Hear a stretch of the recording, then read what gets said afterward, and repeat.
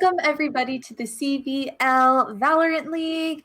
I am your hostie with the mostie, Queen McRib, and before we get into today's match between CSUN and CSUF Black, we're about sportsmanship here at the Gamers EDU. Everything we do here is in good fun, wins or losses, whether you're getting steamrolled or you're taking that 1v5. We're all about having fun and celebrating everyone's hard work here. And like I said before, it's all in good fun.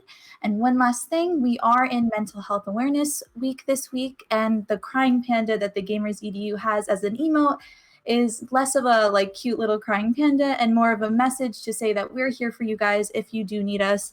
Your mental and your emotional health should be a priority, especially if you're gaming all the time and playing Valorant all the time. And we really want to be a resource to you guys, so you can hop onto our Discord and check out our resources there, or our website for more resources as well. And I am joined today by the incomparable caster duo of Eli the Curry and OG Ben. What's up, you guys? Hey, what's up? It's good to be back. It's good to be back. Feeling good on a Wednesday afternoon. So happy to see you two. This is good. This is becoming fun. I'm getting happy to see y'all faces now. Just makes me smile. Hey, makes my week. Mm-hmm.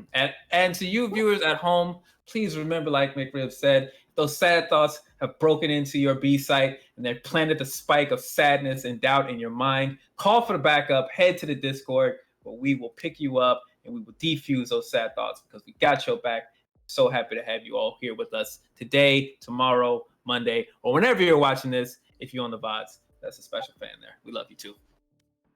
Yeah, we're going to be the attacker side for you. We're going to come in, like Eli said, we're going to defuse it and we're going to help you out. Mm-hmm. For sure. So let's talk about last week's matches, or not last week's. Hello. It's been 2 days and I feel like it's been a full week. Okay. So let's talk about Monday's matches. So we worked Fullerton versus Northridge, right, Bent? And you want to go ahead and tell us what you thought about that match as we go over it? Oh, did he? Me or Ben? I think Bent, but I think he froze. Oh, he froze. That's a great face. We got another great smile face. Another great face. Another great freeze frame. All right, well. So I guess we're waiting for him to come back. Oh, there he is. Am I back? I don't know what happened. Welcome back, Ben. Did I get a freeze frame? Was it good? Yeah, it was good. No, you're good. You're good. All right, cool. So I have no idea what we were talking about because I was gone for how long.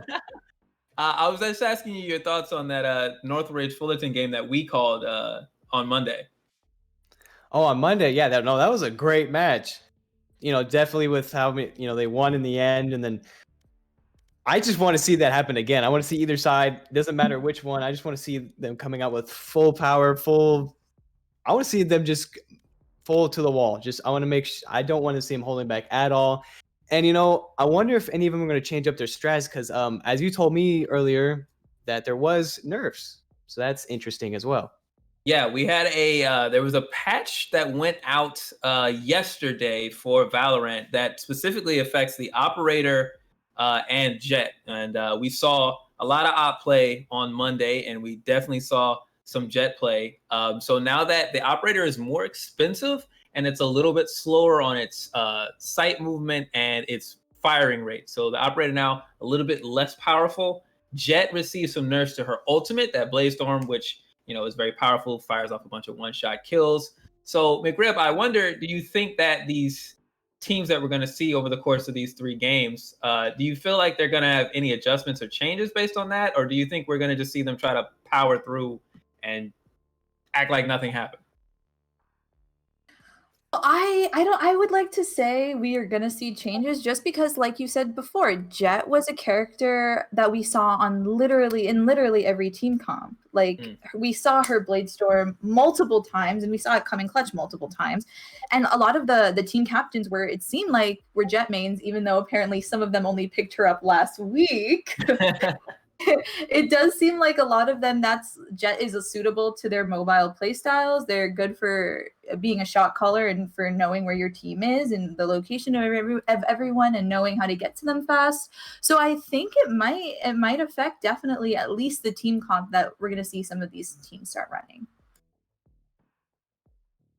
We definitely did see that. We saw Jet, we saw Phoenix. The nerf didn't touch Jet's overall movement abilities. It didn't impact her, abilities or her firing rate at all. It did just specifically attack her ultimate. So you mentioned those team-based attributes of hers, her movement and agility being useful. So maybe we'll see them stick with her just because she still presents that overall value to the team. But maybe now that communication and teamwork will be just that much more important because the Blaze Storm looks like it won't be able to carry a fight as effectively as before. Yeah, for sure. And we've seen that the teams that look like they're communicating and they're working as a cohesive unit are the ones that seem to be the most successful and seem to be able to either defend the best or put on that really aggressive attack that Bent really likes to see. I do like to see the aggressiveness. I'm just that type of person. I mean, coming from Call of Duty, I'm all in. I just want to rush into the middle. I don't care if I die, and that's usually with Call of Duty. You come back. This game, you don't, so you gotta have a little more defensive. But I do like the aggressiveness. Mm-hmm. Yeah, and you mentioned that the penalty for dying. That's also something we're gonna see. We talked about the economy of matches. For those of you who are tuning into a Valorant broadcast for the first time or who aren't familiar with the game, you do need to purchase weaponry, armor, and abilities round over round if you do die in the previous round. So the operator, which is the most powerful weapon in the game, I would argue, at least maybe one of the most useful, I guess we could say, received a price hike. Now it's an extra $500. So if you fall, it's very unlikely to be able to purchase another operator in back-to-back rounds. You need to have a lot of money saved up. And so we're going to see, whether teams are more careful, whether they're more cautious when they don't go for the op as soon as they could, or if the operator is just expected to sit back now and be like, yo, you might have to survive a round we lose because we can't afford to, buy you another op and send you back out. Sure. And also today's matchup is going to be played by CSUN and CSUF Black, but both teams have two different teams within the tournament, and the colors have like no sort of say in necessarily like the team's talent or anything. They're just used to differentiate for us little casters and our little brains.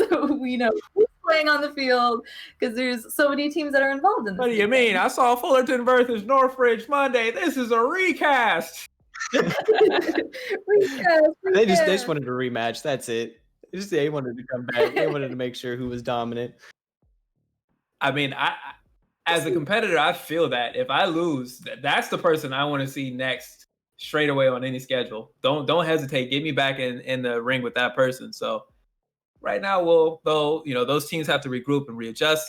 As you mentioned, McRib, I know we've got the Northridge and Fullerton Black teams playing today. Who else are we going to see on this stream over the course of tonight's matches? I believe we're seeing CSUDH again. Mm-hmm. And I think Gold. Yeah, see who we saw on Monday, who played an amazing game. Mm-hmm. Amazing game.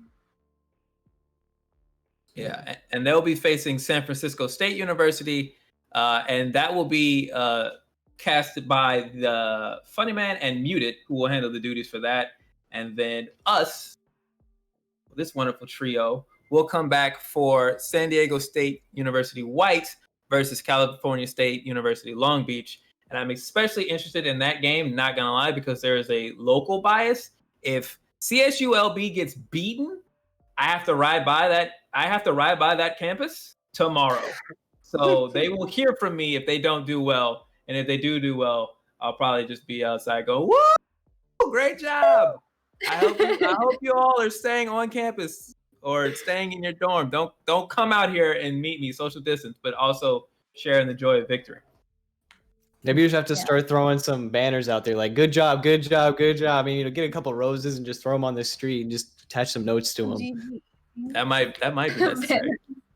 Get 2 balloons, one G and the other one G, and just plant them right in the front. GG. So when the people who know will know. And I also believe today's match is the first match will be played on Haven. Could you guys give us a little background on Haven? I know we saw a bunch of matches played on Haven on Monday. All right, well, Haven, it's definitely a wonderful map. Definitely a lot of corners, a lot of highs and lows, and that's us. It's just a great thing to see because teams are going to have to work around those. Some people are going to have the high ground, some people are going to have the low ground. And how are you going to work around your opponent who might have the advantage over you? Are you going to fully rush in? Or are you going to try to get the snipes off? Are you going to try to get the headshots, get those flicks? Or, it's just like, how are these strategies going to work out? That's what I'm ready to see. How are these teams going to combat each other when they have the advantage or the other team has the advantage and they're at a disadvantage? How are they going to do in those situations? Yeah, a lot of narrow corridors, some long sidelines in Haven.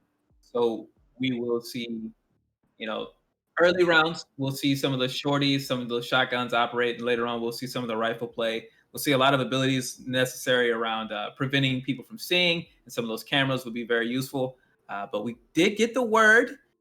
You're not here for us, although we appreciate you being here, and I certainly would like to greet all of you with a smile.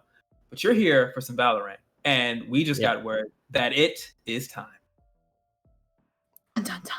Oh yeah. So off our wonderful faces and on to the wonderful gameplay. Gameplay. Gameplay. I mean, I don't know. Maybe the gameplay gotta get played to win. I come from some games where you can make the argument. I'm not gonna name any names. Excuse me. I'm not gonna name any names. So I'm just saying, not everybody is as nice, and just drop the heroes out and say, hey, you can earn everybody. But it is lovely to see in Valorant. I hope to see some more Jett gameplay. She's my favorite hero. She reminds me a lot of Tracer, at least with her super fast mobility, Tracer from Overwatch. So I'm really hoping to see, even though it got a nerf, like a 5-man Blade Storm would be would be amazing if I could make a request to see stuff today. I mean, even though I know not a lot of people play them, I would love to see some Breach gameplay. Just going in there quaking, and then just while they're all concussed, just kill them all. Get that bloodthirst in your eyes. Well, I've mentioned her in multiple casts with you too, but I don't think we're gonna see her. It looks like I'm a fan of Raze. Like I said, I've mentioned I love rocket launches, but I'm actually starting to become a big fan of Phoenix from watching these teams play. I actually really appreciate the way he operates and the extra life, in a sense, he gets from being able to teleport back after starting an engagement. I think it creates a lot of tactical decisions, and I'm excited to see if we see that out of the team leads, or if we see any, slayers, some offensively focused players using Phoenix to get in, do damage, and then get back out so the team can follow up. I mean, Phoenix is definitely a good information gatherer too. We've seen like so many different players play Phoenix so differently. We've seen him play a little bit more defensively, and then we've seen them use his mobility and his kit to really like start these pushes, start these fights, get these like easy, 4v2s, 5v2s, and get those easy picks at the beginning. And soon the team just gets washed and they don't know what to do. So it looks like we are beginning. We're getting set up. For those of you who do not know, Valorant is a 1st to 13 round competition in standard play, unless it goes into overtime. Both teams take turns being on the attacking or defending side. The attacker's goal, take that spike indicated by that icon in the top right you see on the red bar, plant it in one of 3 sites on the map, and then defend it until the spike goes off or all defenders have been killed. The defender's job, don't let that happen. If the spike goes down, defuse it, or if possible, kill all 5 members of the attacking side prior to that. We mentioned earlier buying and sell or buying of abilities and weapons, but every first game begins with a pistol round, as we see some of the skins or some of the starter pistols in the game. And I believe that we have, not too sure, but I believe we have Fullerton Black on Defender's side. I'll have to get that back to you all just as we begin. Oh. We see already people going down like flies. Well, at least one. Quick trade-off there, but the attacking side is already into the site. So this is a good first round for them. Getting that plan off already. Not even worrying about the pistol games, but just trying to get those. And as we said, the economy comes down to that, spike planning. Everyone gets, or at least I know the spike planner gets that money too. Yeah, there's a bit of money that comes from planting the spike. You get money as well from downing and killing enemies. As we see that first Round goes the defender's way, and that was a quick pop there from a deer on that Phoenix. As I mentioned, that character just seems to, that agent just seems to represent leadership. In terms of the team grouping, we see a lot of Phoenixes at high level, smart decision makers, and more than capable with the pistol in their hands as the defenders take round one. Phoenix is a little bit more expendable because he does, well, we're not going to see it yet because we're still in the pistol rounds, but he does have an ultimate called Run It Back where he's able to basically go ham, go in, collect a bunch of information, and whether he gets shot out, he's just going to basically teleport right back to where you started. You started using it.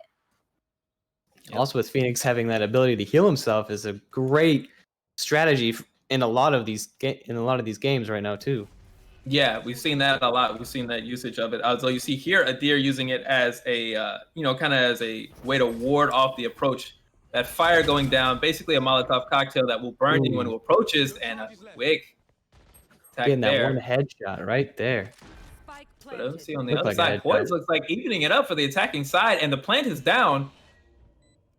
Even though Adir was able to get that kill, he was out of position. So now the spike is down.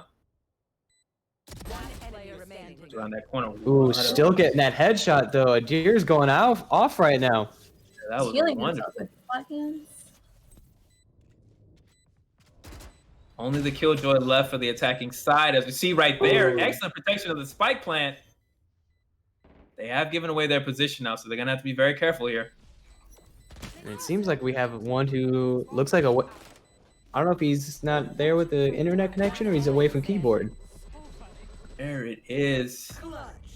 Ben SH clutching it out for the attacking side, but it appears as if one member of the defender side, went AFK. We may have had a connection issue, so you may see a pause as this is evened up. That was a great play by Ben SH, however, to clear things out and protect the spike there. As we mentioned, it's not a pure death match. It's not whichever team gets the most kills wins the round. The attacker side have an objective. If they plant the spike, even if every member on the attacking side dies, if the spike goes off, they still win the round. So you saw there Ben SH taking that defensive position because there was absolutely no value in killing him unless the spike was in time to be defused. We also see just like how that spike plays such a big role in the gameplay. Because like you said, it's not a death match. It doesn't matter if you get those kills or not. It's that spike that can really change the game. Absolutely. And it looks like I think we're experiencing just a bit of a pause while we try to get the member of the defender side who was forced to desync reconnected. Obviously, we want to protect the competitive integrity of the game. That's why the stream itself is also delayed. And these team members are not equipped with the sights that we see. Benton, McRib, and I, we can see through walls. We can tell somebody's coming around, but the players cannot. So. And what we see here too, like while we're in this pause, is like what I love about this game is you can actually walk around during the buy phase. You're not just stagnant staring at a menu, like deciding. You can actually walk around, start planning some stuff around the points. Mm-hmm. Very convenient. Yeah, very useful for those characters like Cypher who have cameras they can put up around the area as defenders. They are definitely preferred on that role because they can get that camera up, get extra information, get details around the map and where players are headed before without having to commit themselves. Obviously, you don't want to put yourself at risk because with most of the weapons in this game, you click on the head, the body falls. So you got to protect yourself. You got to treat yourself as the most valuable resource early on in the round. Yeah. But as we are right now, go ahead, Ben. Yeah. I was just going to start talking about the economy again. I mean, we already covered it a lot, but I think this is where we're also going to see a lot because these next 3 to 4 rounds is, these are the pistol rounds. This is where, weapons aren't necessarily heavily used yet, but with these pistol rounds, we can see where the momentum is going to start coming from and where it's going to start going to. Yeah, and that's something that actually I did want to bring up as we saw in round 2. The attacking side who lost round 1 had committed to buying some automatic rifles. There was a bit of SMG play in that round, and it ended up working out for them. They did take it. But it's interesting to see both sides taking a much more aggressive side towards purchasing and making things work, as it does appear that we are going to be underway in round 3. See right And what's there. cool, as we're seeing, is even though both these schools have 2 teams, it seems both teams play completely different, or just have different strategies. Yeah. Well, as we mentioned, these aren't skill-based teams. It's not so much one is your junior varsity versus one being your varsity. These teams are split more or less according to an even distribution. So there's different strengths and different areas of weakness for both teams that both of these schools are going to work on. So we're not going to get the same match that we got on Monday. As you see, Flaws now on point at the entry site, able to take one down before going off. Did he almost looked like it got 2? Maybe that was somebody else. There was somebody else on the other side, yeah, who took out 2. One player remaining. And like that, the attack is broken now. Only one left. No plant, and the spike is also down. So it looks like Fiesto Nino may just kind of have the job of keeping themselves alive, maybe picking off 1 or 2 members of the defending team if possible, unless they are opting to become a hero. They are approaching this. They are approaching the site. I'm not sure if he just wants to try to get 1 or 2 off and just kind of ruin their economy for a couple of people. But either way, staying alive is going to help him in the long run. Absolutely, and we see right there, just to smoke down, maybe to bait out some movement, convince somebody to approach. But this is good discipline right now out of our defending side, because you don't need to get that last kill we mentioned, right? If the attackers don't get the spike down within the time limit, they lose the round. There was no need to follow there if you've already got the point well in hand. Yeah, especially, defenders coming out and, again, being that aggressiveness and just taking those attackers out really left him stranding alone, and that's hard to go against a 1v4. Even times to just chill, keep the gun that you have, play it safer rather than try to be a hero, like Eli said. Yeah, that money doesn't grow on trees. It like pops out of dead bodies. So you can't just assume you're always going to have more. You've got to protect it while you have it. You pay for that gun. Hold on to it. Yeah, you don't want to be losing your gun every round because it starts to get expensive. Not if you want a good one. Yeah. Yeah, otherwise you'd be stuck with a bullpen rifle and, the first SMG over there just spraying all over the place except for the target. Right? It's like, oh, Mom, can we get that gun? No, we have a gun at home. And the gun you have at home is just it's a shorty. or you got the pistol that just sprays everywhere else. All right, so we see this round begin here, and this is a much slower start as you would expect to see out of an attacking side, but already we get the quick trade-off. Poise coming around that corner. Wasn't ready. Was not ready at all. Did not have his shots on. Yeah, and as you saw, Poise was only equipped with a pistol in that round. As we mentioned, the economy, you have to rebuy weapons if you die. So, wonderful spot there by Rito. Right in. No. Defenders getting it off, but getting that defuse. Attackers did have it, but they just didn't give them enough time. Give themselves enough time for the spike to go off. Mm-hmm.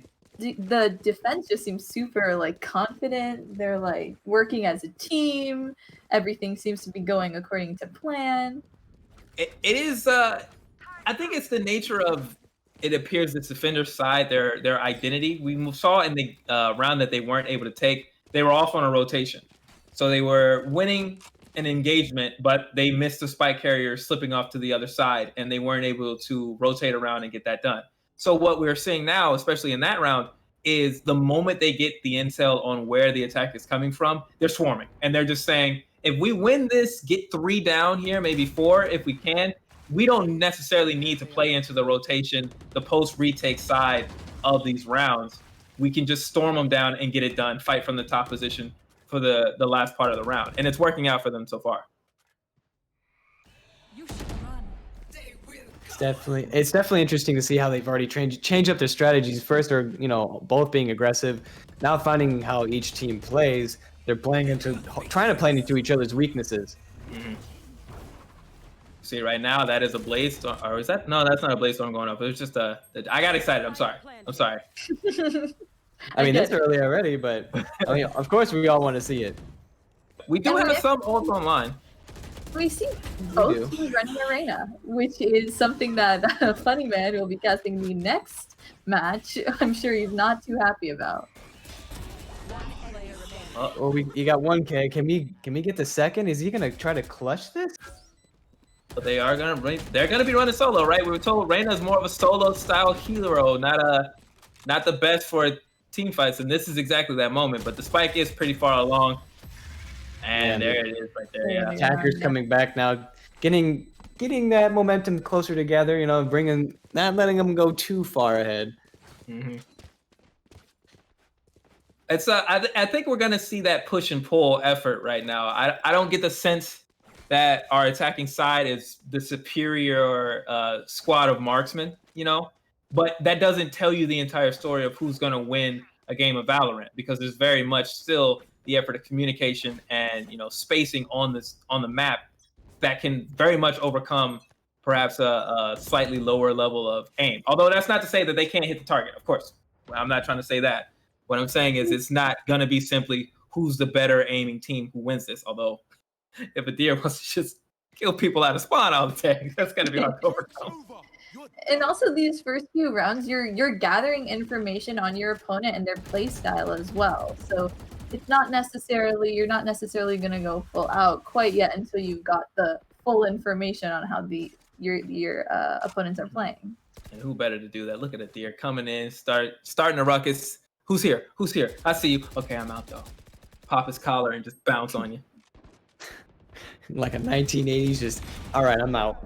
Mm-hmm. Oh, nice, another Adir kill getting there. that corner kill though, that headshot, just that snippet of a head came through, and then boom, just gone. Check the movement there, and now that is 2 down already for the attacking side. Now they're gonna have to manage this approach much more carefully now. And Adir hasn't taken much damage for that. 2 kills, but relatively high health. Phoenix, as we mentioned, has that Molotov that he can use to heal himself. So Adir is ready, locked and loaded for the second fight. You see Casual ready this time, gets the smoke down. Know that the information is out to their teammates that this is where the rotation needs to come through, but the spike still goes down. I think they're just waiting for everyone to get in position, and then they're just gonna attack from all sides. Get that paranoia ready to go straight through the wall. That's great communication amongst the team to get it through, but it looks like the response from the attacking side has come and gets some. And it's a 1v1 all of a sudden, and the attackers bring it to it. Reversal. That was so fast. They got the smokes out through the walls. I thought that they had set it up as a great retake, that the attacking side just perfectly countered everything. They knew exactly where the retake was going to come from. They were ready for the angle. And that's what I mentioned about the 2 differences in play styles. That was a fight that was won on tactical decision-making, not on pure marksmanship, because they were just in a better place to be at the time. They were ready for the attack when it came. And I'm really interested to see how that's going to play out in these later rounds. Like you said, Eli, I think this game is definitely gonna be a lot of more, you know, back and forth. There's not gonna be too much momentum right now. It seems like they're just going back and forth with points. And who knows? That could be the whole night. We could have a long night ahead. Absolutely. The 3 OTs. Oh yeah. So we're seeing, you know, for our defending side, Adir has been the stalwart, even though this round is looking very difficult, as you see right there, to take there. They do take the lead now for the first time in this set. A reminder that this is a 1st to 13 round, so we have much more Valorant to be played. These 2 teams are going to switch sides, halfway through. And I'm just wondering right now, Ben, what do you see out of our attackers? Why do you think they have the lead at this point in the game? The attackers are definitely seem to have not only, you know, that communication, but they know how to have the defense against those abilities being used against them, and that is big.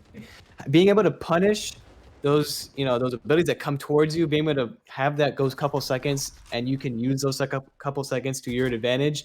It's like every agent, after using, you know, one of their abilities, they have that second cooldown before they come back, and if they can use that to their advantage, you know, and really spread out the defense, that's how they're going to win. Not only that, but when they bring that spike element into the game, that helps them out a lot, because it, you know, again, having that different element that they got to focus on really just makes it, split-minded, and it's not all about killing anymore. It's now we got to worry about not only killing them, but we got to get that spike defused, and we got to do it in this amount of time. Otherwise, we're gonna lose anyways. Exactly. It really changes the geometry of the map and gives you a different objective as the attacker side or the defender side that you didn't originally want. You see, wow, beautiful play there from Firestone, man. Adir can't even turn the corner, and then Poise snuffing out any hope of a miraculous comeback for Northridge here. So this is now Fullerton starting to take advantage, starting to get some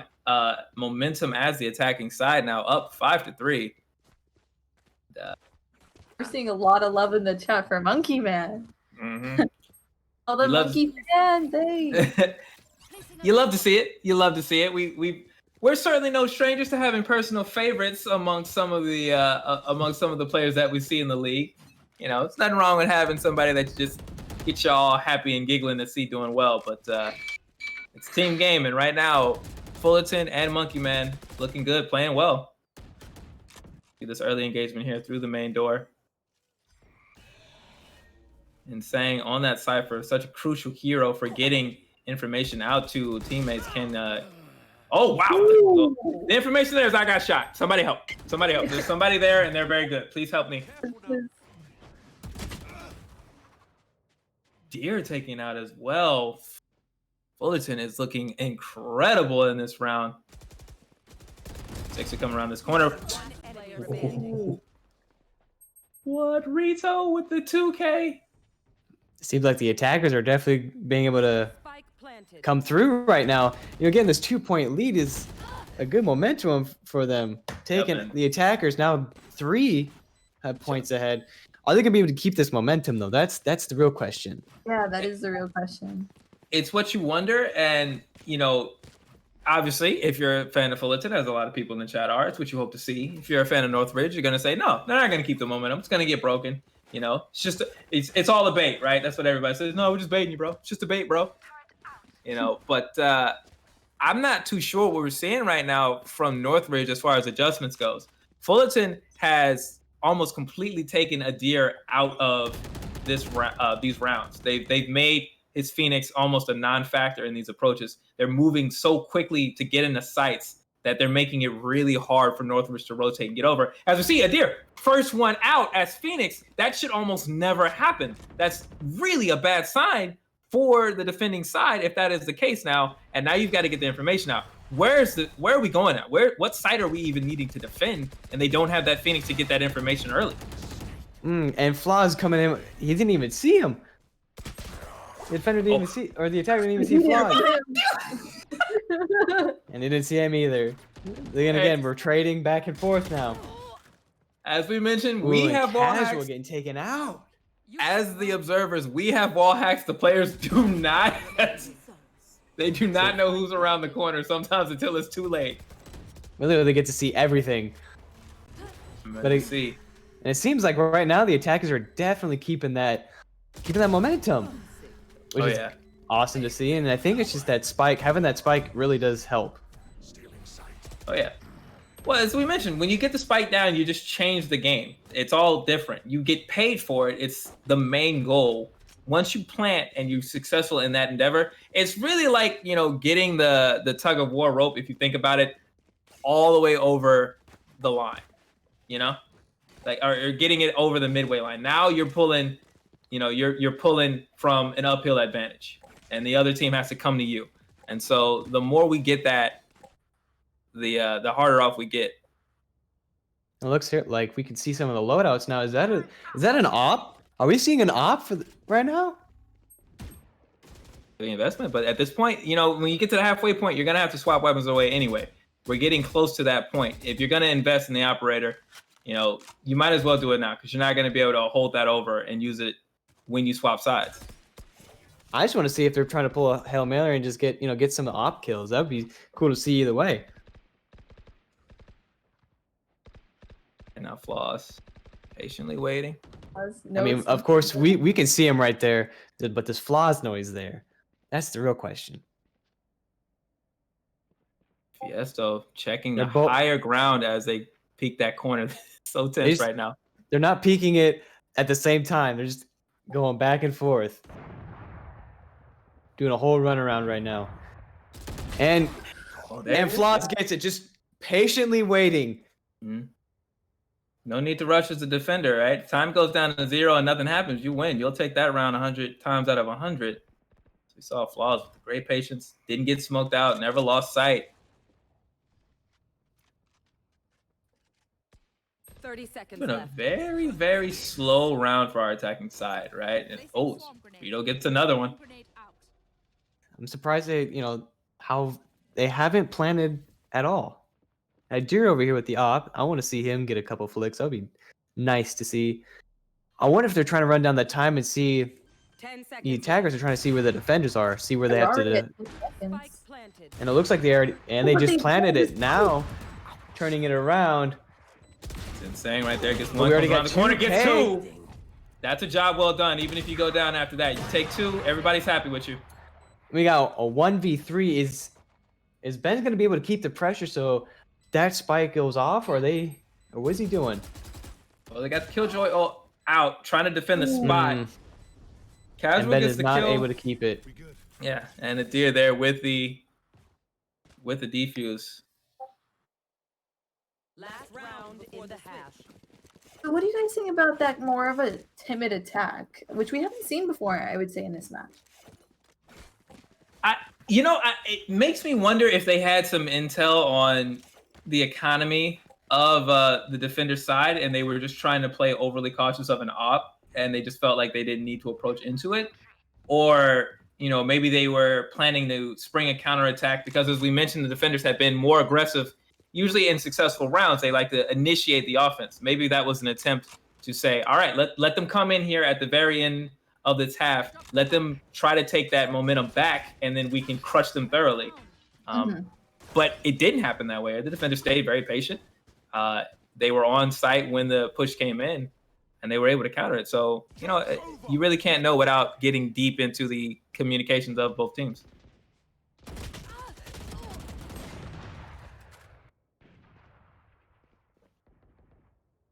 Right there, a deer representing that op. Didn't die last round, so he gets to keep it. Beautiful response. Spike planted. Yep, and we have a plan here. So now the retake position, Flaws has to find a way around that corner, but can't. Taken out now, 2v4. I think the cast. Crap! I'm using the wrong words right now. But the attackers, they try to use the timid defense or timid attack, and they're like, nah, we can't do that no more. Yeah. Now they're just going back full force. One enemy remaining. Right now, Rito again, another pick here as Casual tries to come around but can't. And so Tries. it is Cal State Northridge, not Cal State Fullerton, who walks into the second half with an 8-4 lead. So we did have those names backwards. So we appreciate the chat for letting us know kindly and gently, with all types of empathy and respect, letting us know whenever we've got it switched off backwards. We appreciate you all and your loveliness. But, from that first round, we can talk about what we saw out of each of these players. And Ben, I want to get your take on specifically, I wanted you to talk about Adir. What did you see out of his Phoenix play? And what do you think he needs to change if Fullerton's going to be able to take this back? To be able to take that back, I mean, with the Phoenix, as we've seen in other matches, Phoenix is definitely that information gatherer. He's a great information gatherer. Being able to go into that fight and leave with barely any scratches helps the team out a lot. And you see with these Phoenixes, they seem to be kind of the team leader of all these matches. So with Adir being this Phoenix, I think he just, almost needs to kind of lead the team into what needs to happen next. Are they going to have to switch to another site? Are they going to have to wait? Are they going to have to, fully go on the attack? And it's just kind of like, where do we need to see first? It's like, we also got to see how the attackers now are going to start coming for the defense. Because we see, it's just like, see, Adir's now staying back, and how's everyone else doing? They're staying back with him. Yeah. So it's just like, how is he going to approach this? How is he going to, because we see the defense is already set up at multiple points, ready to, speak to the teammates. Hey, we got him on this side. Hey, we got him on this side. And then they all have to rotate. But even with that, they're going to keep him back. And that's just where it's just gonna have to be figured out as we go on. Absolutely. All right. To hear it as we get into this pistol round after the 30 swap. seconds left. Teams have been flipped now. So our former attackers, now defenders. The defenders, now the attackers as we get into it. Flaws trading up with Monkey Man, who got 2. Ben SH taken down. We got a 1v1 here in the pistol round. Love to see it. Spike down yet. So I wonder if he's gonna go for that spike, but he doesn't have the 10 spike. seconds left. So all Ben's got to do is just wait. All he's got to do is not even push, but just wait. Right. Meanwhile, 4 seconds. Flaws trying to find out where the spike was, if they can get it and plant in time. No, they can't. Flaws gets away. Unfortunate, but another round 1 for Northridge. They're looking great. They're popping off. In the chat, they got a hype train going. We got the prime unbench sub. the Ben. Okay. We got Shout Monkey, out. we got Bench, and we got Pussy. That's when you know you're winning, right? They said it's not just enough for us to win in game. We literally need to take over the chat, put a train on the tracks, and say, Chugga we gonna be chugga running choo full choo. of, we running Fullerton over. It's a hype train, baby, heading downhill. I mean, they already got this momentum. Already, the attackers just getting taken out one by one in that doorway, as we just saw through the wall hacks. Unlike anyone else who can see, but we can see it. Hey, and Pussy just looking like he Hold knew up, he hey. was there. Poise. Hey, poise. Hey, now, be careful. Be careful now. Listen. Hey, Listen. points. They're gonna be coming after you now. All right, they got a hit on your head. Mm-hmm. Somebody need to talk about that. Some fighting words, some fighting actions. I'm just saying, when you shoot that clean through some smoke, people feel a type of way about that. You know, you might have to get there might be a test. Might need to be some investigations. You know what I'm saying? At least it feels me. When I get dunked on, you know, I feel a certain type of way about it. You start seeing red. Right. And it As you seems guys like right said- now we got. Oh, I'm sorry. Oh, go ahead. I'm just saying we're seeing bloodshot eyes right now, just going at it. Mm. It seems like you guys said before, the 3 agents that the team captains seem to be using the most is Jet, Phoenix, and Sova. These like super information gathering agents, not necessarily the most important if they go down. They are a little bit more expendable, but when they can be used, they're super useful. Absolutely. One enemy remaining. We see that a lot. We see Omen as well, and then I believe we see we see some Cypher. We've also seen Killjoy out of both sides in this, as this round is already done. Again, Northridge looking really strong right now, 11-4. This is a dominant lead. They only need 2 more rounds in order to take this match against Cal State Fullerton, and I'm not too sure really what we can see out of Fullerton. I'm not too sure what their plan is. As you look at their economy, you look at the money going in, they're not going to be able. Tons, yeah. Yeah, they're not going to be able to buy an op. We saw that. Nobody's going to be able to invest in that one-shot weapon. They're going up against a fully equipped defender side. You know, you don't have that many rounds left to make something happen now. There's going to just need to be some really miraculous play. Yeah, so trying to just poke through the walls, and it works out. 2 down already through the wall. Man, taking that height to his advantage, using it, getting those kills right off back to back to back. One player remaining. This is that's a doom push there. You're just hoping to be able to get the spike down, do something, anything Match point. for the money. But this is match point right now. This is it. If Fullerton doesn't pull it back here and get something going, it's over. The train arrives and then pulls off, and nobody in Fullerton's side is gonna have a ticket. They need to figure it out right now. What would you guys do as the attackers here to try to get that little full reversal? Man, I mean, that's hard. We got 12-4. You're in their last point, the match point right now. Man, I don't know how I would be feeling. I feel like I'd be like, how the heck are we going to pull this around right now? But the attackers, they just got that spike plant. I think that's crucial for any attacking team. Yeah. You need a coordinated push. This is what you need. At the very end here, you've got to pick a spot. Even if it feels like nothing has worked so far, you've got to commit all resources to an angle of attack here and go all out for it, because you're only going to be able to win this one corner, one shot, one round at a time. So what you need is the composure here. We just need to get we need to get first blood. Then we need to hold as we get the spike down. Then we need to play out our retake, our retake game plan and finish out a round.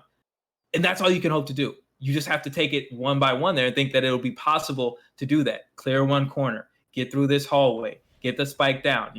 If you can get one, you got to believe you can get two, and so on until you can make this comeback.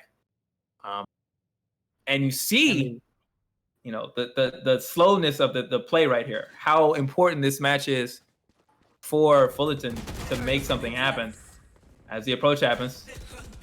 Monkey Man gets one before he goes down. That's all right, but that's actually under Monkey Man standard. So this is a good push so far for our attacking side. Oh, but he's got the all. Can he get all of them? He got one. He got two. Excuse me, Rito, are you serious? He didn't get the three, but they got it. Now they got you to defuse. Rito, come. Are you serious? He's gonna need to go. He's got to go to the dean's office. Go to the dean's office.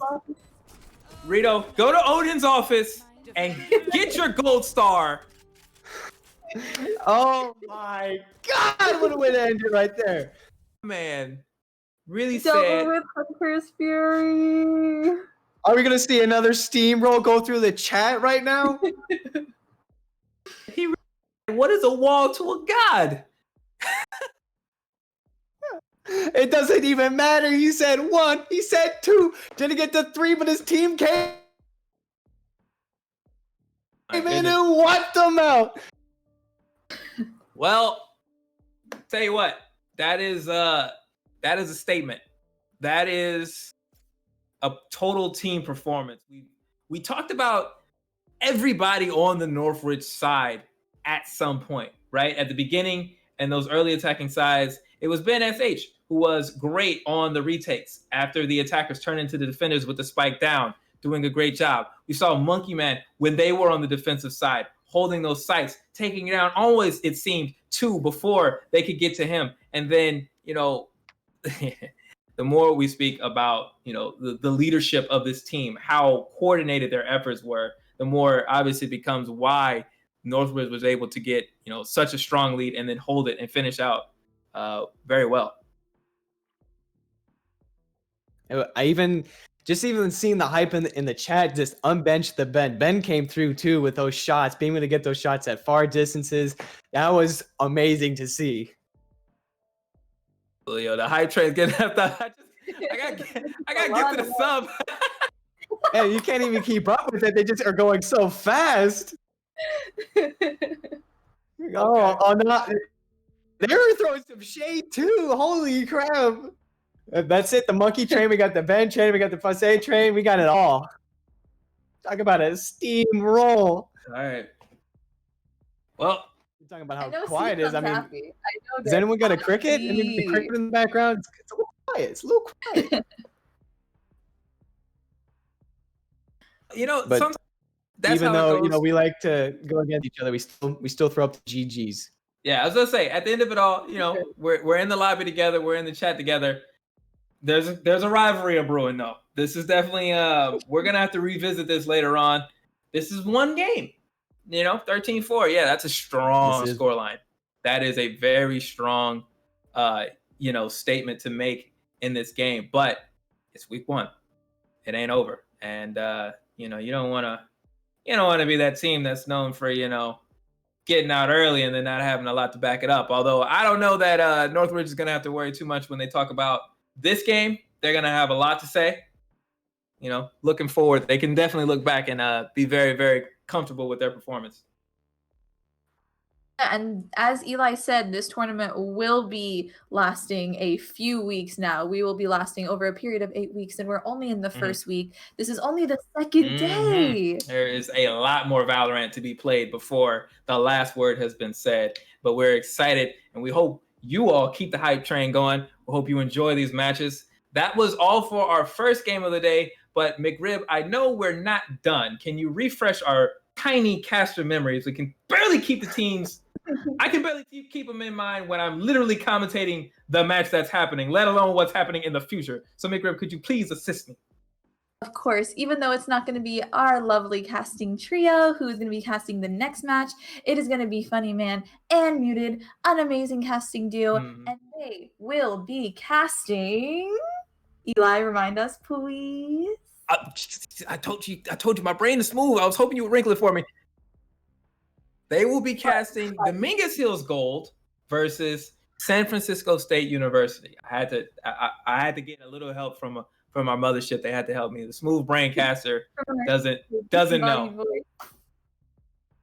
It's I got good hair, but underneath it, just nothing. Just pretty face, and then all air back there.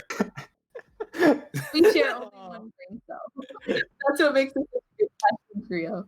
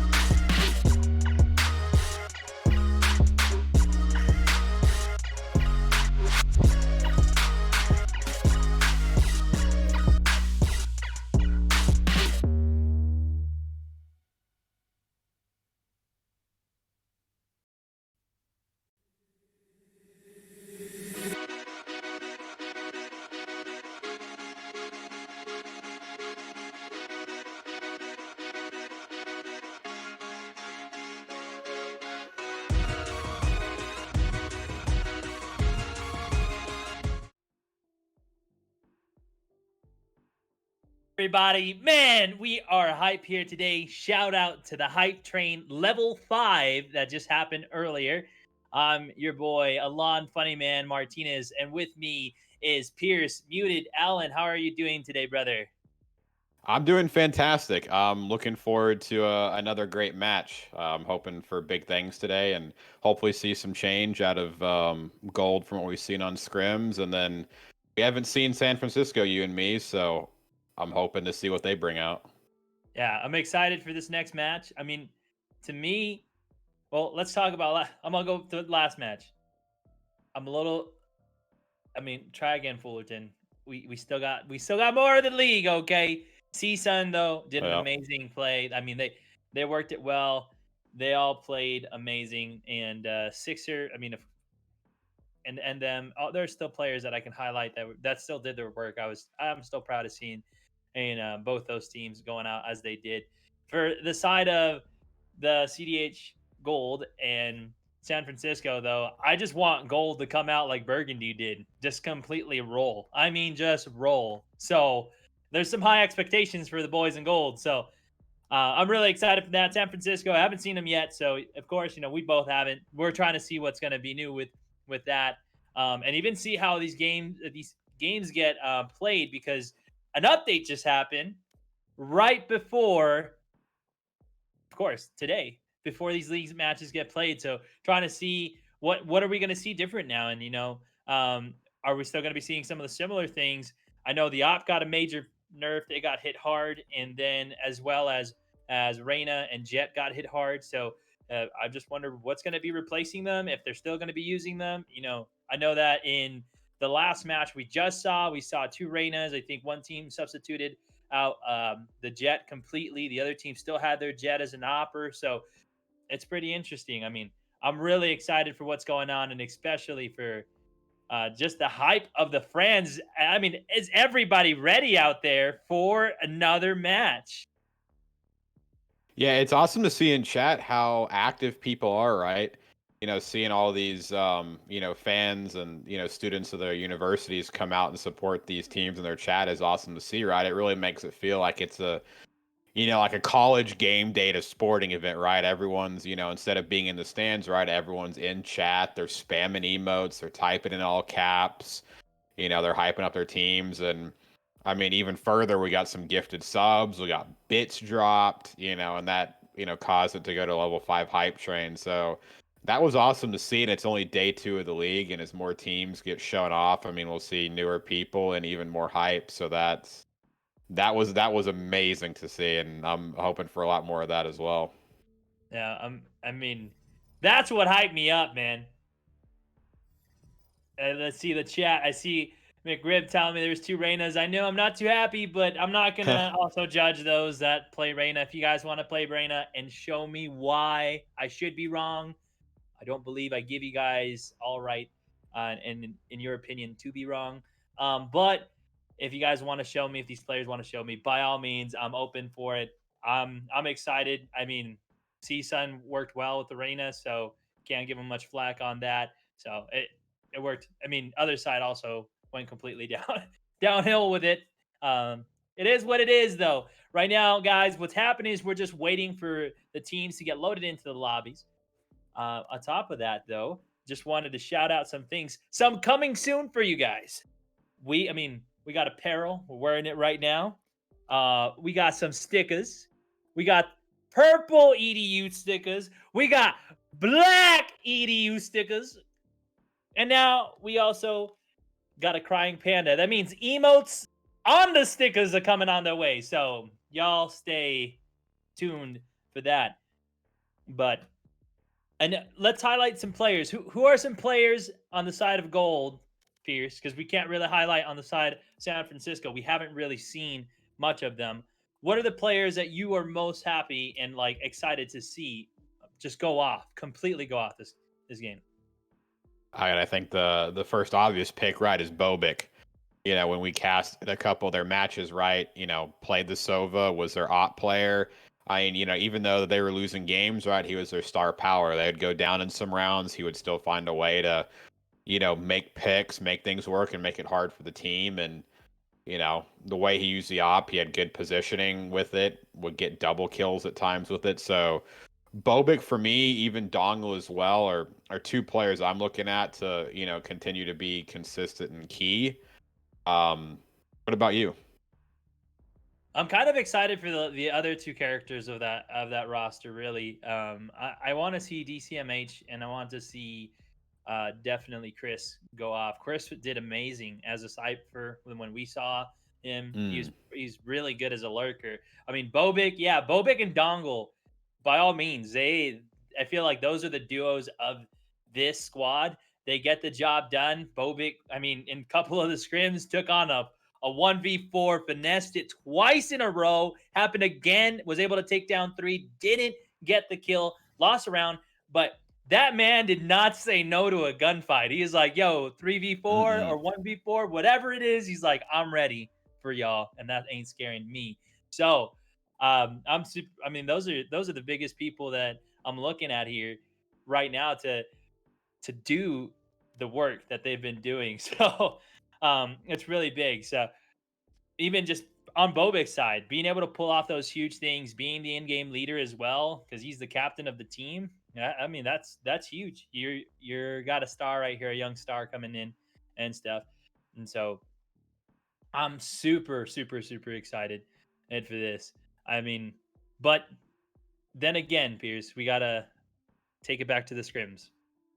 They've lost both scrims we were able to cast, and Yep. at least they actually had a 75% and win rate on their pistol rounds. They only lost one pistol round in both of those scrims, but they won the other 3 that were detrimental. So that's a big thing. Hopefully they stepped it up. We can see 100% wins on those pistol rounds because those are always detrimental, especially now that the op is 5,000, no longer 4,500 in game. It's something that I think that they should be taking care of. Yeah, absolutely. I mean, one thing, I think the biggest thing I'm looking forward to see Gold tonight is like a hot start, right? I mean, Burgundy came out on fire, but with Gold, it seemed like in their scrims that they wouldn't get going until late in the game. Like, I think the map that, I'm trying to remember what map we watched them on, Ascent. They went down pretty heavily early, but were able to almost claw it back. Like got like 5 rounds in a row, or like 5, 6 rounds on the opposing side. But I mean, they had just dug themselves in too deep of a hole. So tonight, I'm looking, for them just like their Burgundy team to go out on a hot start. Like you said, yeah, I mentioned to see how the op's going to be used for Bobic and then whoever the op player is going to be on San Francisco. I mean, like you said, you already mentioned the cost thing, but the one thing I'm interested in too is the fact that it had a decrease in its scope movement speed, plus its firing rate is a bit slower. So from what I've seen, you can't really re-peak as much as you used to before. Right, you see a lot of op players will take one peak and they miss a shot. Well, they'll just come right back out and re-peak.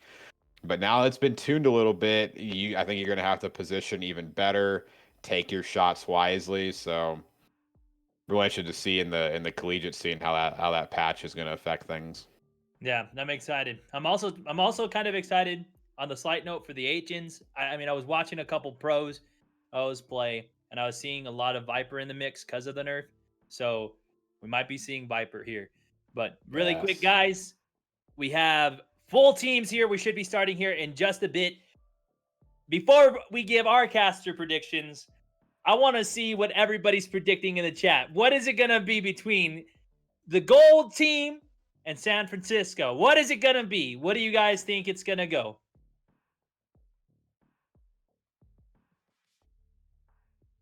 Yeah, let's see if we get any predictions. I mean, I guess I'll go and kick it right off of mine. I mean, I've heard that Gold's getting fired up, right? I mean, especially after your Burgundy team starts off the league first match 13-2. I mean, you got to think that, hey, they can do that. We got to step up too and do that as well. And I'm sure their coach is firing them up. So I'm gonna go for a big dub. I don't think it's gonna be as big of a stomp, but I'm gonna go 13-7. All right, I got to play. That means I got to play the devil's advocate. And I know right now Gold fans ain't going to like me, but I'm going to say it's going to go the side of San Francisco. And I'm going to go 13-10. I'm going to keep it safe. 13-10. My predictions, the side of San Francisco. I got to play the devil's advocate. Okay. So I guess I'm hoping the boys in San Francisco win just because I want it to be right, right? I just want it to be right. But I could be wrong. We need to keep tallies, right? Like we need to, as we make these predictions as the weeks go on, we need to keep tallies of caster predictions between all of us and see who's the true five head or the true Nostradamus of the group. Let's do it. I'm looking for stuff right now, bro. Say no more, right? Say no more. I'm writing it down right now on a piece of paper. I'm taking it back to old school. I'm getting pen and paper out. Yeah.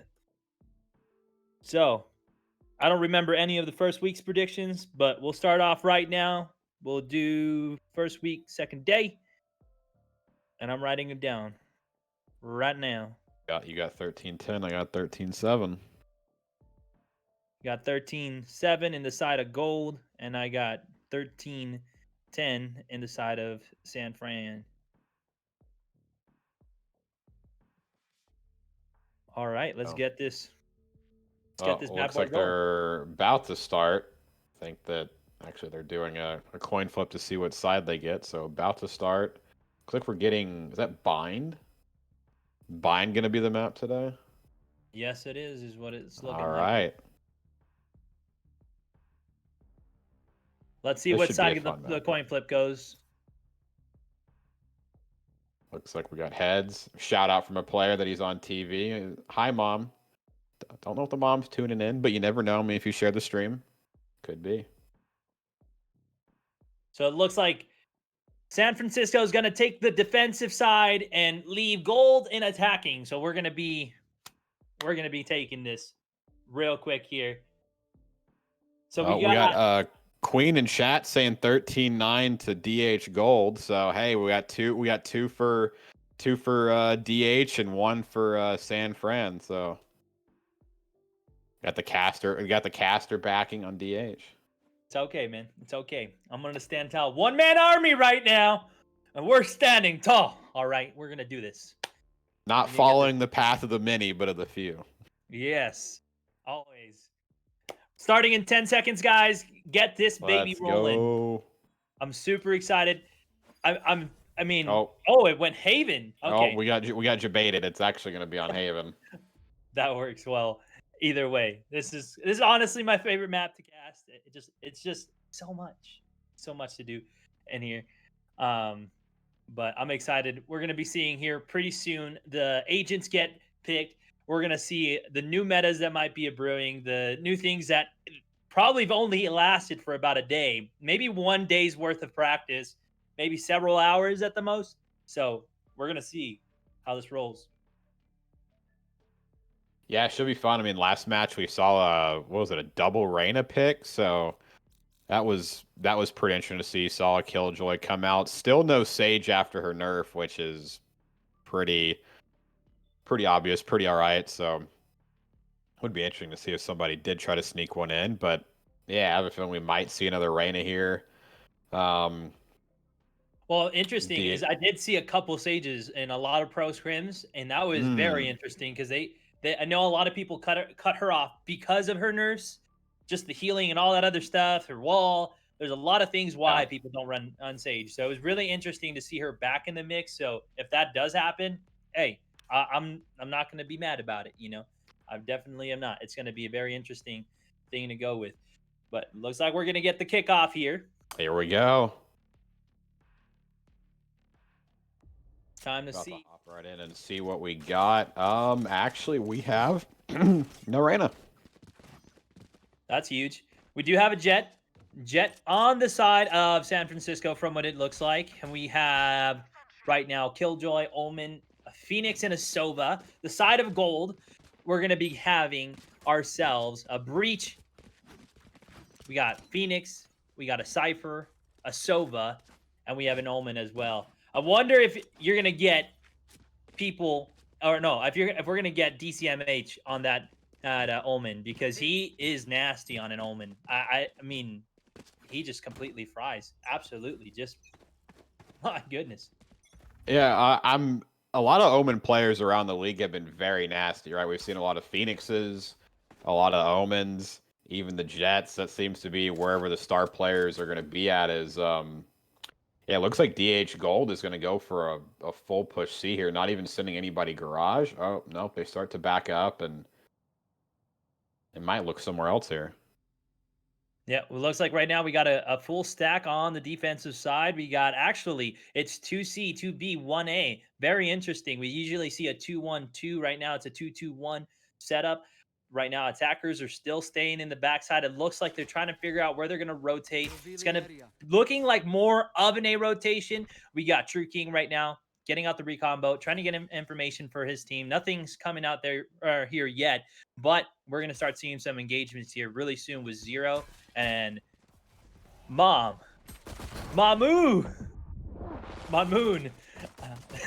It's a funny name to try to pronounce. But yeah, the shock dart comes out. Chris with the opening pick of the round. Looks like they're going to be able to get A and get the bomb down as San Francisco starts to rotate. Oh, yep, you're right. DCMH on the Omen. Let's see what he's got here. Yep, Zero trades onto their Omen. That's going to be a 5v3. This is huge. Looks like they're Boys going to are just lock coming out. down. The claps are coming in. People are getting clapped. Big shots on Chris at the beginning. 2 shots. Oh my gosh. They just ripped 2 people straight off. Boom. Boba with a headshot. 4v1. Yeah, they pick off the Phoenix, and that's a good first round. It was an interesting start, right? It looked like they were going to go C. They threw out some utility, but they slowly all backed off, rotated over to A, and made it work. So props to them for getting the opening round. It's really huge. Boys in gold, of course, they haven't failed. Right now, they have a really good percentage of winning those pistol rounds. I think they're highly confident. They're able to just get the job done. They know the importance of being the winners at the end of pistol round. It's not like the worst thing in the world if you don't, but definitely when it comes to economy in this game, it sets you off pretty well off in the next 2 rounds, because we won't probably be seeing a buy phase out of the side of San Francisco until this following round. So we got Cloud B right now securing down C. We got information coming out for them. They got marked. They're trying to take shots and get information down for C here. And it looks like we're going to have a defense rotation. They're all going over C. I wonder if the fake's going to be coming in here, right, Pierce, from the side of gold. Yeah, you see a lot of counters in this game, right? I mean, teams will start off going to a bomb site, they'll kind of hold and then rotate to another. And so you saw last round, they started off C and then rotated A, and they're a little bit split here. So seems like they're trying to just hold on, gather some intel, and then kind of figure out where to go. Yeah. It's looking low that they're trying to kind of weigh themselves over A. If they knew what we could see, it would be a perfect push. But the defending side really has B locked down. They're going to probably be meeting Jet here pretty soon. She's the only one left on flank. She is in a cheeky spot, so Chris really has to watch out if he's going to be going down there as their sentinel. But I know he's putting down the hard wire. He has to be ready for this Jet. Gets the shorty kill. Trade comes in by DCMH. That's huge on the side of gold. It's a 4v4 right now. I think they're looking good. I think gold is actually coming out stronger than Burgundy right now. It's looking well on their side. They played it well. I mean, Mamoon was in a really aggressive spot to where, really needed to get a kill, or otherwise it was going to put San Francisco in a bad spot. And I mean, that's a nice 3 kills in a row to make it a 3v1. And wow, 4 kills in a matter of seconds to wipe it. I mean, impressive round and another good hold on A for DH. Yeah, that's really huge. I think they're keeping it in their favor, right? They're faking out certain lanes. This is why I love Haven. There's so many opportunities. There's so many ways you can play strategies. They're faking out C. They're getting the rotations over to CB area. Then they know at that point, probably they have a heavy investment on those 2 sides, leaving it at least 2 or maybe 3-2 into there, or 2-2-1 setup. Then they just go into A. They either know they're going to get the kill or get the trade on the kill for the only defender that's probably watching A. And they've secured it. So really huge on them. I think that's great plays. They're able right now to work the side, work the defense. And it's interesting because you got to think of it. San Francisco asked for the defensive round. They wanted gold to attack. So this is really huge. I'm wondering why they wanted them and where's the comeback. But I think right here is where it's starting as I'm talking. My goodness, they just dropped 4 people. DCM is the last one left, trying to get the shots off, get somebody, one of their jets off of the field. It's a 4v1. Oh my goodness. Holy smokes, man. Things just change quickly, Pierce, in this game. They're so quick. Absolutely. I mean, as you were talking, the Phoenix right here hiding in garage got a 2-piece, and if you look on the mini map, both X's are kind of right next to each other, or one right behind the other. So it looks like he was able just to get a straight lineup collat headshot and take them both down. So 30 seconds. definitely holding garage well and caught him off guard. I mean, usually, when you see teams work C, it's that garage hit plus long, but Phoenix holding his own, able to take down 2 and shut that push. And yeah, DCMH is just kind of try to stay alive and hold that op in the next round. But it's a nice return round from San Francisco, right? A lot of teams, sometimes they lose a 10 pistol. seconds Obviously, left. they'll go down 2 rounds, but as soon as they get guns, that's where the comeback starts to happen. Yeah, really big because usually you do see at least a 3-0 around this, but it's either 3-0 or 3-1. When pistol rounds are won, I mean, it's a 17% win rate if teams that win pistol rounds will get a third round in, regardless of the skill cap of the opponent's side. I mean, if the skill cap is very low and you have a really high, but I'm talking about in competitive, like high level, semi-professional to professional play that we're watching. It's very low of a chance for them to do that, and it's big. It's kind of expected. San Francisco really did put up a point on the round. They're still not out, but again, they're still not in the lead. So I'm kind of interested to see what's going to be their answer. They got the round win. Let's get it. So now what's next? Are we going to get another round win, or are you going to let Gold go up 3-1? Are we going to start seeing just a complete roll on the points, just running up the score on the side of Gold? And then you're going to see, as we've kind of casted every other team here, is that they're trying to play catch up. It's a game. It's only, I think, one game was almost a cat and mouse game, and then it kind of switched gears really quick at the half. So I'm kind of interested to see. I don't know what exactly on the side of San Francisco they're going to be doing, but we're watching Bobik here, and we're going to be seeing attacker side be pushing down the side of A. Of course, we see their jet. We see Mom protecting A. That's her nesting spot. She's protecting A. That's her baby. So she's watching it, and we're going to probably be seeing Gold at least try to hit this way here pretty soon. So I'm excited to see what happens. Yeah, I mean, does the aggressive pick again, actually gets one and doesn't get traded this time, so that's a really huge play to get one. But yeah, I mean, San Francisco's got guns this round. DH Gold is really going to be relying on that Omen, as he was able to save the gun for that round, so they need to rally around him. But wow, looks like they're getting picks off camera right now, and man, they're rolling this round. Jeez, Bobik with a 3K all on the Sheriff. I mean, as I was just saying, they needed to rely on DCMH, but boy, was I wrong, as Bobik just carried that round with the Sheriff. And plenty of times, like I said, Bobik's the in-game leader. He, at the beginning of it, before we even started this round, he did some crazy stuff by himself. This time he had a team alive. He got 3 that entire round. Closed it out, helped it, pushed it. Now it's a 3v1. Bobik's one of the star players, if not the star player of this team. And definitely right now, what Gold has really complements his playstyle, complements him as a player. And I 100% bet he's complementing the rest of his team as well as they play in. But right now we're seeing Shorty. He's get pulled out on the side of San Francisco. And you got Dabs in the corner there waiting for his other 2-piece that he got in garage before. Leon's watching B. Let's see how San Francisco is going to be just answering this kind of passive-aggressive offense that we're seeing here, because they're not really pushing, but they're very much baiting in the sense of where they want the players to rotate to so they can get it secured. My goodness! Nice by Phoenix on the Shorty. Yeah, Mamoon pulls out the daggers on the opposite end, and yeah, they're just going to wipe him this round. Jeez, that was a quick thrifty. I mean, they have to know, right, that Phoenix has been sitting there every round, and just to kind of push in there like that and get shorted is rough. I mean, I wish DH would be picking up on the fact that Jet keeps playing aggressive A alone. I mean, if they were to, stack A long right there and maybe throw some utility out, I mean, they could almost get a pick in A for free, but instead the Phoenix goes clutch with the shorty and, after basically losing a thrifty to round before, and they get thriftied again, so it's going the other way. So that was clutch by the Phoenix. Yeah, that's really huge. They're Really the first off of the game. That's huge. Dabs is definitely adding a lot to the side of San Francisco. Probably right now, as I'm seeing, he's a highlighted player. He just knows how to play that Phoenix in a defensive way pretty well.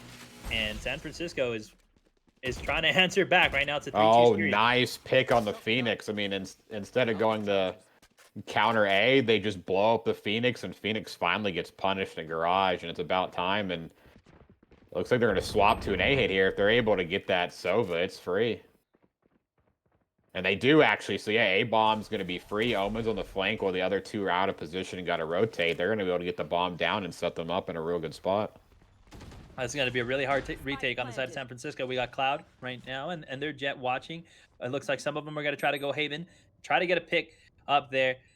It's all up to Mom. We got the op pulled out here. We're going to see how it gets used again for everybody that's been watching. It took a nerf, so it's not like the op, but it can get stuff done. Zero goes down by it, and he gets Dongle.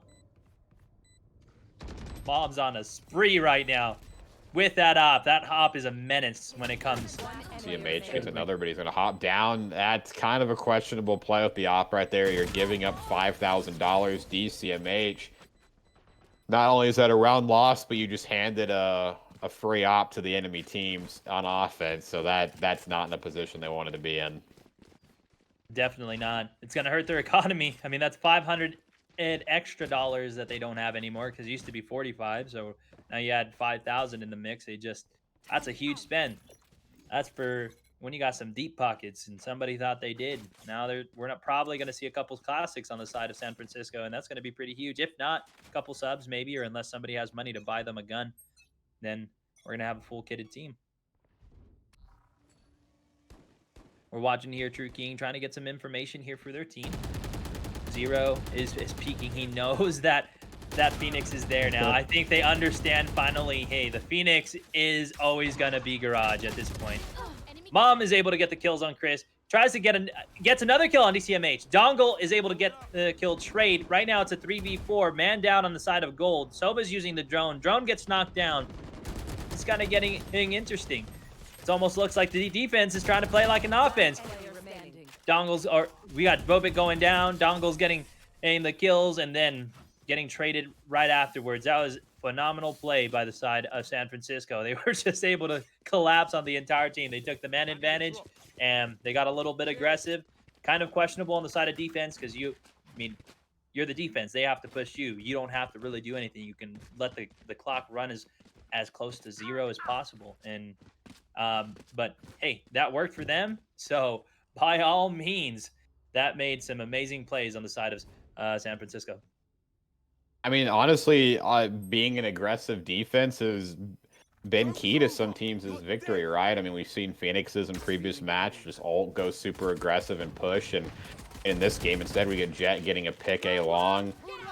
She's able to dash in, get another pick before traded, and I think that's honestly how they're going to be able to take down DH as this game goes on. Is DH is seemed a little weak, right, and getting picked to start as Omen gets a nice triple to start this one off, followed by Killjoy. I mean, this is going to be another quick round to tie the game. That was huge on the side of Leon. But Bobik is answering back with 3 sheriff kills, but that's not going to be enough as Jet finishes him off, and that's going to be 4-4. That was huge. Leon with that 3-piece. My goodness. But then, again, you got Sir Bobik the Great coming in, trying to save the day. Gets a couple sheriff kills right there. I wasn't able to do it. I mean, but just for that man himself, again, nothing scares the guy. He runs and he shoots and he knows he's going to get the kills, gets the kills, and sometimes he might not get them all, but he got some necessary ones. He still set them back a little bit on their economy. But Bobik, man, he's doing great. Going to be a 2-round win spree, so there's going to be some good money back on San Francisco, and couple round loss for DH. So I mean, they'll have some decent money as well. You got 5 ults going on for them, so this should be an action-packed round. As DH is already looking for a full C stack here, and got some Cypher tripwires on the back, so it looks like they're ready for the jet flank and about to see a full commit. Yeah. We can see in the map right now, Mom's trying to get a little bit closer into the flanks. She's going to encounter at least 2 tripwires before she does. We got Chris ready for that, and we're just waiting for the investment to come in. We're going to probably be seeing a couple of ults come through and get invested here. I think Phoenix already popped his, so we have 1. And we're going to probably be seeing a couple more here pretty soon, so that way they can lock down and secure. But it's going to be really big to get the first blood right now. Whoever gets the first blood, and the attacker side has to hope it's them. If it's not going to go their way. But we got Dabs getting a big 2-piece. Leon again with another 2-piece. It's a 1v4. Leon with the 3. That's huge right there. Their Phoenix, Dabs, and Leon has been playing their Omen and Phoenix so well right now. They're playing it so well right now. It's amazing. I think that's what's really bringing back San Francisco. DTB Leon, I mean, this is almost back-to-back rounds, right, with a 3-piece on that Omen, and yeah, Leon is just playing fire, but I mean, San Francisco looks like they're really coordinated as a squad, right? I mean, as DH full hits on that C, noticed that they all kind of backed out and back towards spawn and basically gave up sight, but that gave them time to regroup, you know, not lose anybody and do a full retake as a team. And I mean, they look comfortable with their retake, so very coordinated coming from San Francisco. Yes, they looked extremely coordinated. It's almost like they're alive. Like they got the blood going through their veins again right now. They're looking to secure a win here in the first week of the CVL launch. So they're making a statement here. We're going to get heavy push into B0. Invests 2 of his utilities right now. Getting a kill onto Leon. Their Omen is down. Mom's able to trade 2. DCM's able to trade Mom. My goodness. Right now we're in a 3v3. It gets heated, man. It's the moment they push, people just get dropped, and all of a sudden you have the end result. DCM with another big 2-piece. Get the 4. Clutching it with 4. This is the that was big player, dude, that I was telling you. We got to watch for DCM. I think he's a nasty Omen, man. Yeah, he backed up Zero really well, right? Zero only had an SMG, but was able to play aggressive and force his way in there. And honestly, that's what you got to do, right? You get an SMG, get in there quickly. Even though they've got guns, I mean, that's going to be way more effective at, you know, super close range. And, you know, being able to disrupt their economy like that was a huge round to equalize it back up. And it's back and forth, right? Both these teams are, you know, not letting each other get a good league as Mamoon gets a huge pick onto the Jet and way to start the round. I mean, usually the Jets are the first picks on the ops are real key to the game. Yeah, it's really huge. We're not seeing a lot of ops get pulled out, though, because, I mean, it is a big, heavy investment. We've only seen it twice now. And even in the past match, I think just near the end, we saw the op get pulled out once, maybe twice. So it's going to be huge. But True King right now showing his true colors, getting a double kill for his team. Really huge. Right now, it's a 3v2 on the side of gold. They are down a man going against 3. Bobik's the last one alive, but don't count him out. I've seen him and collat teams with 4, and especially with the Odin in his hand. This is going to be interesting. Do it. They line up. I mean, he gets 1. I mean, and Omen's low HP. I mean, if they keep pushing alone, he's got the opportunity, and he's going to try to line up a recon dart. I mean, recon dart. I mean, Phoenix knows he's there, but wow, way to snap on him. Oh my God, he's nuts. And the Omen's only 30 HP. I mean, I don't think Bobik knows where he is, but that doesn't matter. Oh, the timing's going to be crazy. Bobik, doesn't get the turn on. Leon clutches it. But yeah, I mean, Bobik, I would name him almost the clutch minister, right? I mean, he's going to be your guy in those situations. And I mean, he almost brings it back. The guy is insane. This guy got some crazy talent. I don't know, like lost for words for Bobik. I think 2 times in those scrims, that's how he got the 4-piece. He had the Odin in his hand, just popped around corners and zapped everybody in the head instantly. So it's really huge. This is going to be the last round right now before are the half. So really huge, heavy investment we're going to see on both teams with economy because it just doesn't matter. We're going to get to a reset here versus the economy here pretty soon. So really huge. Let's see what the sides end up doing. Is it going to be 6-6 or is it going to go 7 and 5 on the side of San Francisco? But really huge kill on Mom for 0, getting their Jet player out of here. So they already know A is free and they're planning. They're getting set up for the push. We're seeing again 0 popping his ult, going for it, but Dabs might be able to get a little sneaky hit right here. And Zero's just their guy, making these little flanks and getting on there with a Spectre and Chris the Sniper. I mean, they're going to be able to go up 5-2 with the bomb down. They know where the Phoenix is. Killjoy's stuck on the outside. Bobic might just be able to get a spray if he finds out where he is, but no, it looks like Dabs is going to be able to stay alive a little bit. Cloud trying to fire through, but it's just too much to handle as there's all 5 on site. Chris finally trades on the Phoenix. Killjoy's flashed out. We've got an even game going to the half. I mean, if you're a DH fan, you got to be excited a little bit, right? I mean, 6 rounds on the offense, and that's really good to start with. If they can get a pistol, shore up their defense, I mean, this could be a nice victory potentially for DH. Yeah, it's good. It could. I mean, I was about to say it during the round. I can confidently say it's going to be a 6-6 now, not a 7-5. But really, again, both teams, in order to anyone to take the lead right now, they're going to need to step up.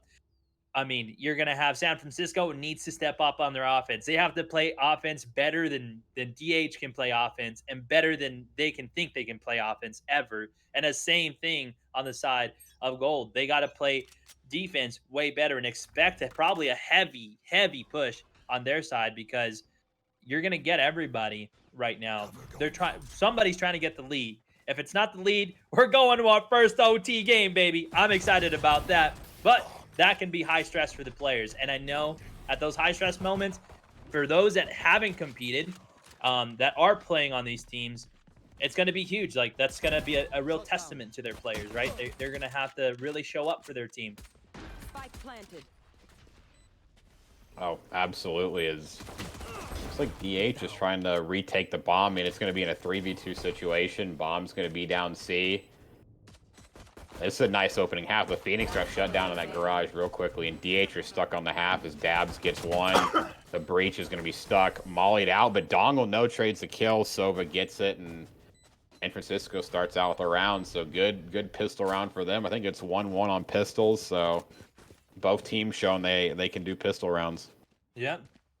50-50 on both sides, so that's pretty good. DH is probably going to hurt. We're going to see the round probably favor the side of San Francisco just because of economy, and hopefully it doesn't favor them again and give them a 9-6 up here. We shouldn't really see that. There is a slight advantage to it again, but it's big. You know, I kind of expected DH to win it. They won a lot of their pistol rounds again during scrims. I mean, it's not a big deal. They still, so far from what I've seen, they've only lost 2 pistol rounds in the times that I've been able to cast them. And San Francisco's only last one and 1-1. So right now they're on a good standard. They're on a 1.0 for me. So really huge. We're going to start seeing some engagements coming in here pretty soon. It looks like the offense is really going to try to hit B or put the pressure onto Garage. Big shots on the side of Cloud, knocking out 0.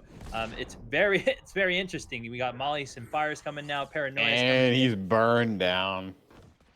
That was a great use of abilities. You combined on a little firebomb that splatters on the ground, and you put Paranoia.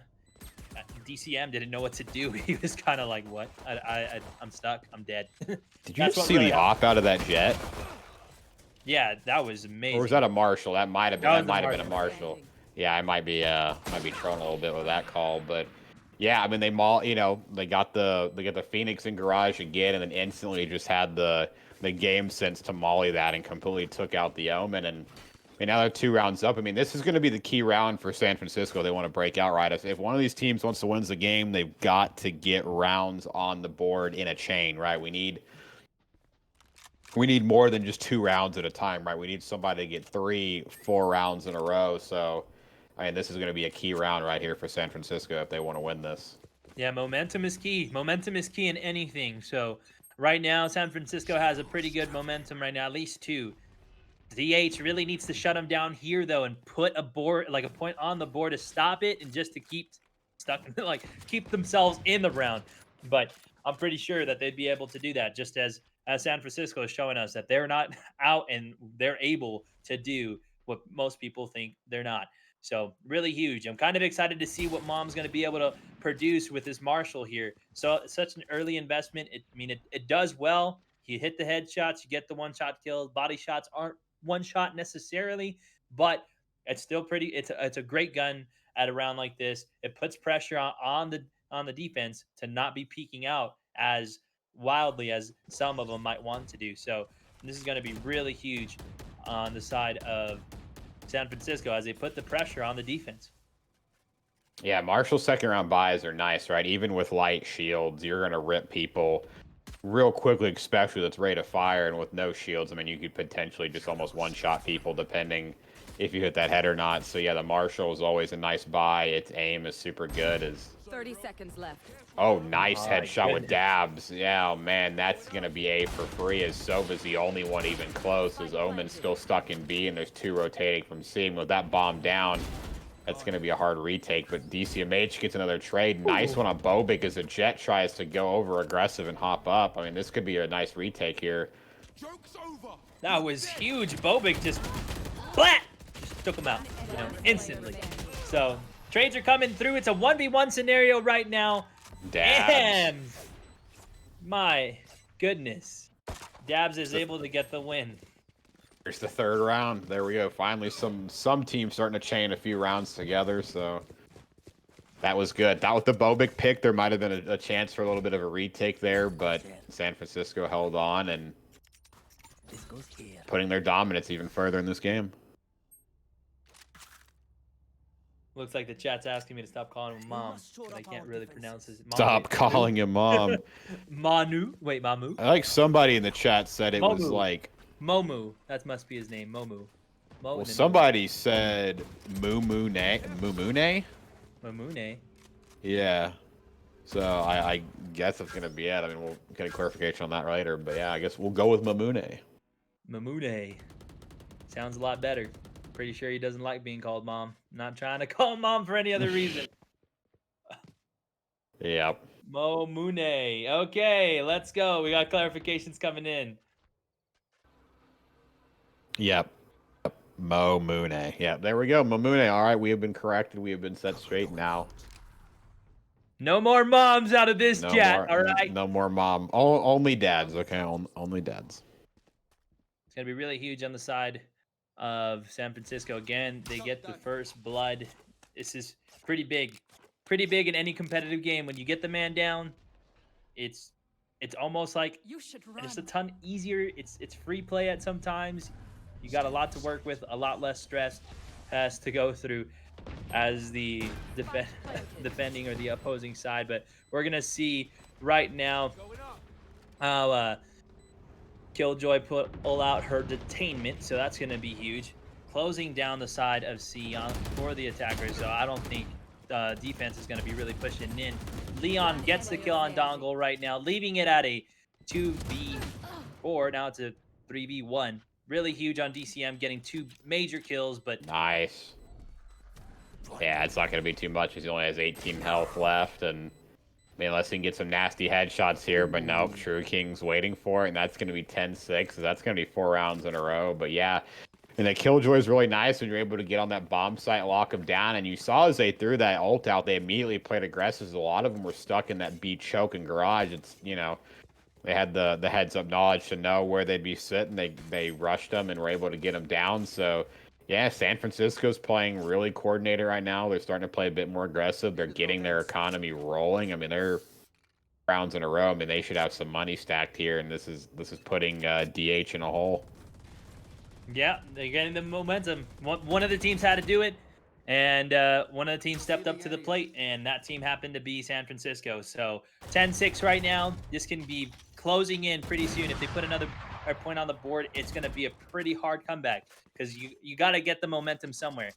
The biggest thing I think that right now DH has for them is their power on getting the kills, getting the shots, but they just need to position themselves correctly. They need to get the timing correctly. They need to make sure they're not spotted out and doing anything kind of crazy.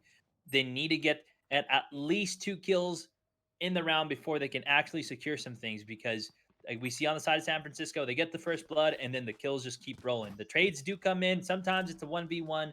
But most of the time, what we see is more players up on the side of San Francisco than the side of Dominguez Hills. So we really need to see on the side of Dominguez Hill a little bit more aggression, a little bit more securing on the kills and getting ready. But it looks like we're gonna see another big push to C. They're gonna go into it hard and running.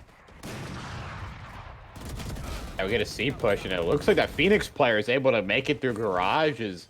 I think DH completely backed off garage control, and that's going to hurt as San Francisco gets onto the bomb side, already gets a couple picks and puts it into a 4v3 situation, but it looks like the Breach is going to try to flush some people out, get some info, and get them back on the site, but it's going to be a rough retake being down a man as he peeks out. Killjoy on the trade, 4v2 situation. Leon trades back, 4v1 on DCMH, gets one on the Omen, nice kill, but not going to go too far. Is Leon yet with another 3K in this game? That's how many rounds now has Leon gotten a 3K in a round? That's just, he's going off. It almost feels like it's been everyone, but man, I think he's giving DCMH a run for his money, but DCM, you know, being the last player left alive, he's still putting in work. So I think the last couple rounds, we see him at least take 2 people with him, if not 3, before he's died. So, I mean, he's trying to make a statement. His team's just getting knocked down. It's 11-6 right now in the series on the side of San Francisco. They're up in the league. Unfortunately, right now, Dominguez Hills is down. We need to see the guys in gold. I know the team is trying their best, but we need to see something come out of them right now, because San Francisco is definitely taking it and running with it. They're taking this momentum and they're just running all around with it. They're not stopping. They are, absolutely. I mean, they're not going to have the best guns here, so they're going to need to rely on this ults this round to get back into the game, right? I mean, if they lose this, they'll be able to buy next round, but they don't want to have to go to that 12th round and start making a comeback. But, I mean, as we've seen in the past, DH, even though they dig themselves a little bit of a hole, they can still come back in these situations, right? They can still make that 4 to 5 to 6 round run, so they're going to need to pull out something special here before it gets to match point. Yep. I mean, I'm hoping for it, right? I got a prediction, 13-10 right now. And that we have seen that. We've seen them get rolled a little bit. Once we get into double digits, they really do come back alive. They've ended their scrims, you know, at least close to double digits both times from the increasing deficit that they had to come back on. So I can see them really coming back alive right now. It just depends on them, really. It's really huge for them. They need to get some major kills. Trades are coming in. Chris gets the kill on Dabs. This is really huge. The Marshall kill comes in. We got DCM getting the wall bang on Cloud. Really huge. We got Jet trying to get the kill. Zero aids it out. True King and Zero back at it again. That's 2 for the side of Zero. Really huge. Like I said, when we got double digits on the board, it seems like the boys just come alive. So 3v1, it's going to go on the side of Dominguez Hills. What a thrifty. Yeah, and just when I say they need to make something happen, they do. I mean, Zero on these thrifty rounds with that Spectre is amazing, but I want to give props to Chris. I mean, throws up the Cypher cage and is able to get a blind fire kill through it. Doesn't even fully know, actually, no, that Jet did get triggered, but I mean, still to get a kill with a Ghost like that through the Cyber cage is nice. DCM with a Sheriff kill to follow that up, and they just got the picks that won it. So I mean, that'll stop the bleeding a little bit and allow them to kill a better economy roll. But that's such a key round. Yeah, it looks like on the side of San Francisco, the Jets deciding to stick with the Marshall, but I think she might have just upgraded to the op. So big investments on the side of San Francisco. I think they're very confident since they're only 2 rounds away from closing out this match. Right now it is 11-7, and it's in favor of the side of San Francisco. We do got 2 ultimates ready to get released. One of them actually goes down. Chris gets knocked out by Leon. I mean, Leon's been putting impressive numbers. His aim, his everything. He's just been doing good. Frick, man, it's just awesome to see. everything happened with him. But trades are coming through on the side of Dominguez Hills. Dongo gets the trade, but he instantly gets traded by Dabs. I don't know, Pierce. What do you think? What do you think on the side of Dominguez Hills? I mean, they just got rolled this round right after a nice thrifty. They just got rolled trying to hold the A site. Now it's going to be match point for San Francisco, right? I mean, I called the 13-7 one way, and it might be the opposite. So, oh man, I mean, it looks like, let's see what they got. They got a couple Vandals, a Spectre, a Sheriff, and a Pistol. So it's going to be a really mixed economy here, as Mamune is going to have the other team, and you're going to see 4 Vandals. So they're going to be in a much better position. And yeah, but I think they have what it takes to close it out. Looks like Bobik was able to grab a Bulldog, and so they're just need a player on the key players that they want to stay alive. But it looks like the Phoenix, looks like Zero's going to get real aggressive trying to get something, but he's going to get stuck here. Not going to be able to get out. Oh Does my blind goodness. fire one. Bobik with the trade. They're making it work. Thank God Bobik was there to back him up. That was huge, man. That was a great entry frag on the side of Zero. Right now, 4v3 in the round. We got 2 ultimates on the side of San Francisco. I'm wondering if they're going to be utilized now. I mean, I would if you're thinking that you're going to win this round, but DCM is answering back with everything that they got, you know. Yeah, I mean, they can still make it work. I mean, if they get onto a bomb side, they can throw down the Killjoy to lock it down. Jet with her daggers can take out a team instantly. So, I mean, they're down a person. They still got a lot of utilities. They're playing it slow, a little late in the round. They want to see if they can get a pick and figure out the best place to go. As Mamune is going to try to get a pick down mid and might find the Omen here if he peeks a little too hard. Yep. Hopefully not. I mean, that's 30 seconds left.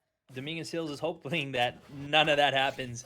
I think the biggest fear and the biggest thing that they need to do is shut down on Mamune. We are going to see the ult get activated. Blade Storm is now on the field, so that's going to be pretty huge on the side of San Francisco. And we're going to get a heavy push onto C. 10 seconds Dabs left. is able to get the kills on Bobik.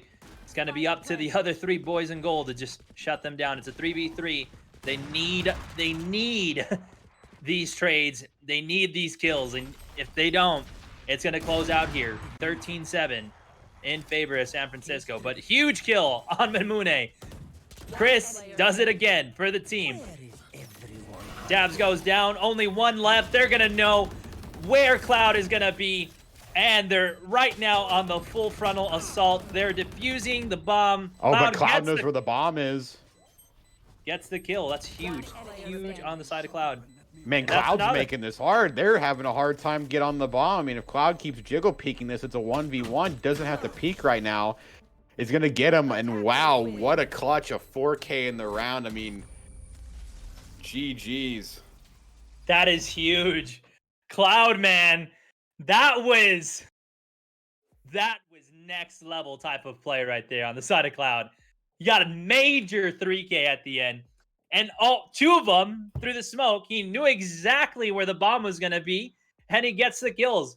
That was super huge on the side of San Francisco. I might have not got the 10 that I wanted, but I still got the win on the side of San Francisco. Yeah. So right now, I'm up 1, at least. I like half point. We'll say I'm half up 1 in this guessing game when it comes to these teams playing. But that was outstanding work on both teams. Really, really huge. I mean, they both played their hearts out. Dabs was a major key player on the side of San Francisco. On top of Mamune, I mean, his stats are kind of even across the board, but the kills, the 15 kills, those 15 were so pivotal. It really changed the game. And of course, we can't. The first bloods. Yeah, there were the huge first bloods. Even sometimes he got 2K at the beginning of the round. So really huge for him. Cloud as well, you know, we have to give him a shout out. That was huge. Next level play at the end with the bomb. That was just great to see. Then on the side of Dominguez Hills, of course, Bobik, DCM really showed up today. Bobik kind of is lacking in the stats, but he still did major key plays. Zero with his aggression was awesome. I mean, the whole team did great. They just didn't do great enough to win this game. Yeah, they just better attacking side for San Francisco, right? It was, 6 rounds for DH on the first side, and then 6 rounds for the other, and then 7. It was just both teams did much better on attacking. Shout outs to San Francisco, right? They got their economy going, right? I said, a team's going to need the chain rounds to win this game, and they won that, that third round with their guns, started building the economy. Did give away one thrifty, but they chained it well. They just played well together, right? You look at the first bloods, they were getting the picks, getting the trades, and they made it work real well. So, they impressed with that match. Leon just back-to-back rounds with those triple kills, Mamune with the opening picks. And they, showed coordination, backing off bombs, retaking even on defense. So they're a real coordinated team. Yeah, I have to agree. They did well. But just to let everybody know, if you guys enjoyed that, we're still not over for tonight. We're going to be passing it over to Eli the Curry, OG Bent, and Queen McRib as they cast the final game for tonight. Make sure, guys, though, that you check out all the information below in the stream. Join the Discord as well, the EDU Discord. We'd love to have you there. My name is Funny Man, and we had Muted as well with me, an amazing caster and a brother. And we enjoyed and have the privilege to be casting that match. We'll catch you on Friday as we catch your first and your last match of that day. Have a great rest of your guys' day, and hope you guys enjoy the next games to come.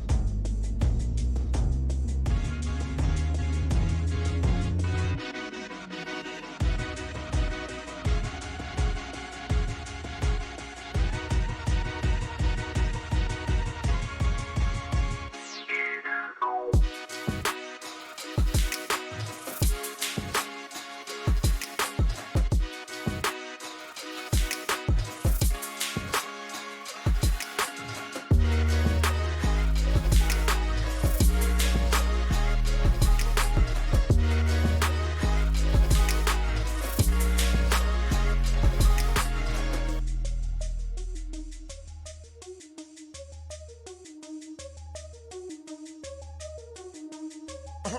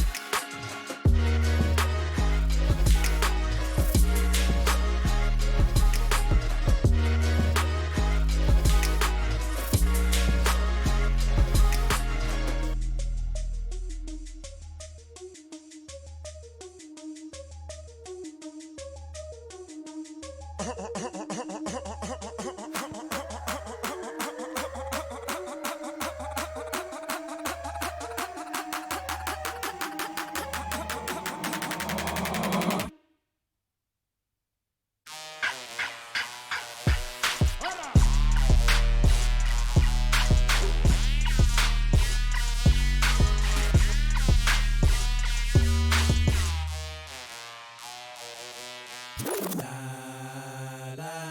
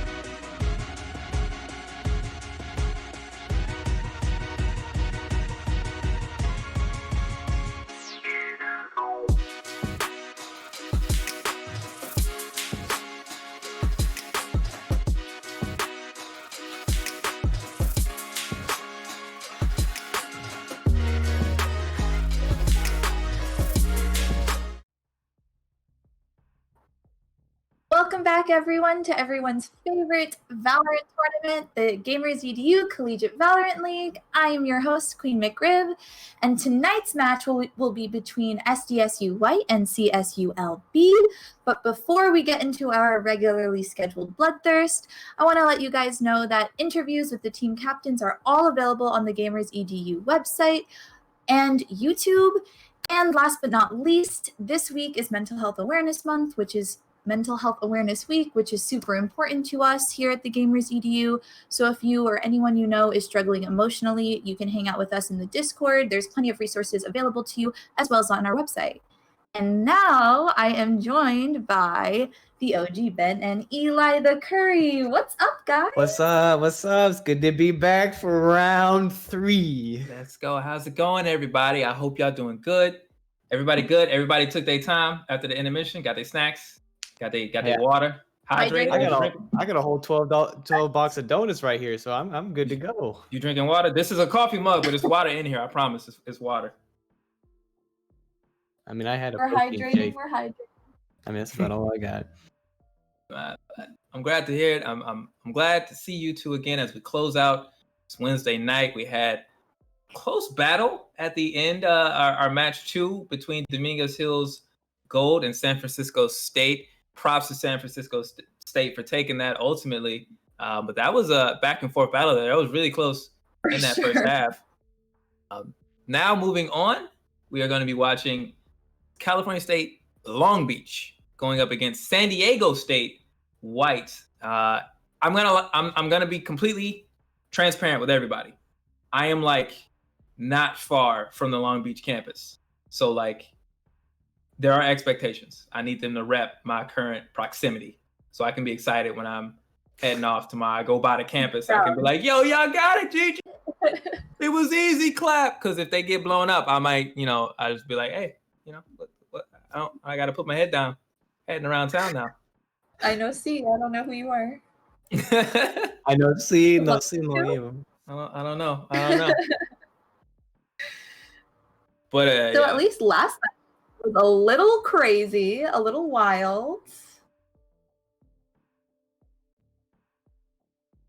I wonder how we're gonna see with these two teams. Are they defensive or are they offensive teams? Yeah, I think this will be my very first time seeing either side. So as we get into Haven, I do know that we're going to have Long Beach on the attacking side. At least if they stay as they were before we went live, I'm pretty sure they were on the attacking side. I'm interested to see what the strategy is, what we're going to see. We talk about this all the time. Heroes, we want to see what we anticipate the weapons and the economy buyouts to be. But Ben, you brought that up, that difference between being aggressive and being patient. Could you elaborate a bit more on some of the strengths and weaknesses of each of those different playstyles? Well, I mean, as you said before, this is no death match. This is you die and you have to wait till the next round to respond. So being aggressive, there is a pro in that where you go in, you get the kills, you walk out, and you got that point. Then again, being aggressive and the other team also being aggressive or defensive, they know you're coming, and if you file in one by one, you're going to get shot, and you're going to go down, and they get that point. Being defensive can also be great, standing back, waiting for what the other team's going to do, depending on what side you're on, either attackers or defense. Seeing if they're going to plant the spike or not, and then having to move in and strategize between which side you're on. I mean, that could also be a pro. I mean, I feel like the best way to play it is a mixture of both. Can you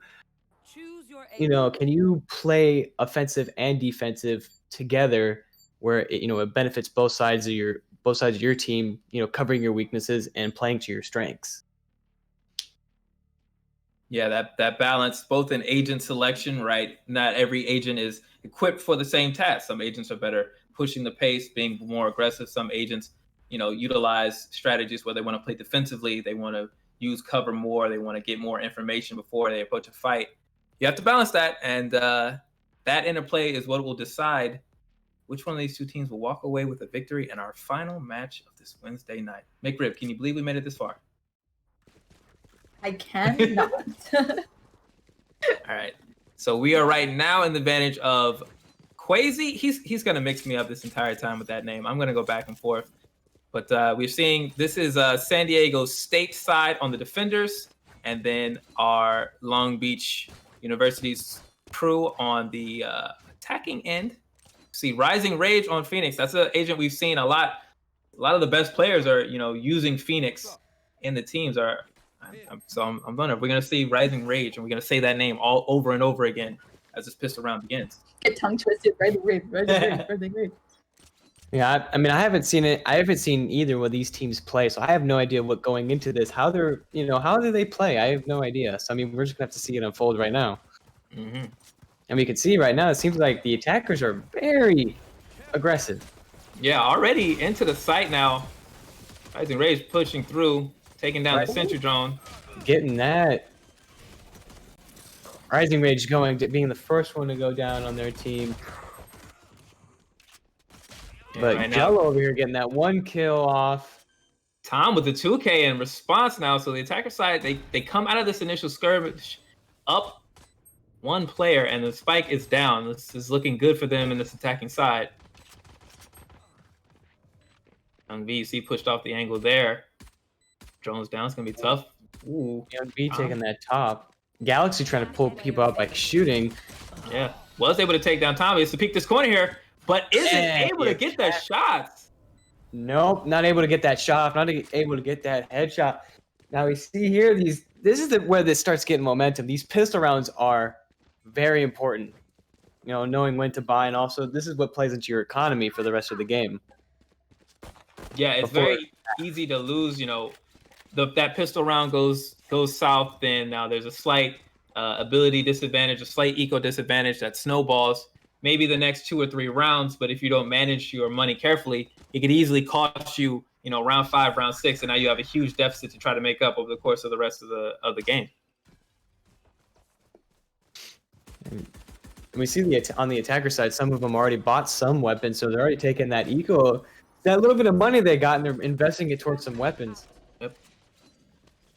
See a drone out here. There's going to be some information here for Long Beach as they approach into this site. We see Aussie caught in a pinch. Doesn't knows, but doesn't know exactly where they are. That's very good.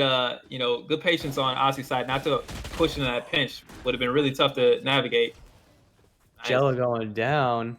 Yep. Boop already Got in that the site. spike planted though. Oxy over here cleaning it up with the double kill. That is a huge round for Long Beach. Very strong momentum-wise. We saw the patience from Ozzy not to push into a pinch would have been almost instantaneous death, right? Caught on 2 sides, and instead rotated around. And you see, San Diego State was not ready for the rotation. They were not prepared for that site push, and that round was taken very quickly for Long Beach. Recalling my bot. Out of charges. And it seems as right now that Long Beach likes to be on that offensive side. They don't allow any room to breathe. They don't allow any room for them to set up at all. No, not at all. They are very quickly pushing this pace. As you see, Rising Rage with the marksman shot. Heady. I didn't even get to see it switch too fast. Okay. All right. So already now an attacker up for Long Beach. Young B now holding the site, but it's getting smoked off there. It's going to be a little bit difficult now as they spray into the cloud. Galaxy picks up the pace, takes Boop out. But the push is on now. And this is a commitment here from Long Beach. Aussie gets a kill. B going down. Let's see if Oxy can come in and get the ones behind him. We got Rigby getting. Was that a double? Yeah, that was a double. Attackers. Now it's a 1v1. And the spike carrier down as well. So now a frustrating backtrack here. You might have to go get the spike if you want to make that part of it. Otherwise, this is just a straight up fight. Coming in with that 1v1, getting that headshot kill. Yep. Quasi leading the team in their first point. And Quasi, as a defender, I think you're really happy to get that situation, because if the spike isn't down, you're probably going to have the terrain advantage. It's going to be in your favor. So when the spike carrier goes down in a 1v1 situation, you're just happy because the geometry of the map is still in your favor. You don't have that flip, and that little bit of advantage can really make the difference in an otherwise equal battle. And again, as I've said many, many times before, that spike brings an extra element that the defenders have to worry about. It's no longer a deathmatch. Exactly. Rigby gets a quick kill on a Rising Rage, and that is the spike down. Now the attackers have to double back, but we see Boop putting in some work. Take there. Galaxy, however, with the response. So right now we're starting to see San Diego State trading off these kills, and this is good for them. As you can see, the 2v1. If you get the first blood and you trade out from there, you're gonna have the last person standing, and this is strong now for them. Phoenix and Sova both up. Patient, waiting. Now it's just a draw of the West. Who's going to get the first? Yeah. Yeah, Near coming in. He's, of course, we can see the wall hacks. Right. I mean, Rigby now knows he's there. Well, and this is the situation you're in. If you're San Diego State, you're on defender side, you don't need this kill.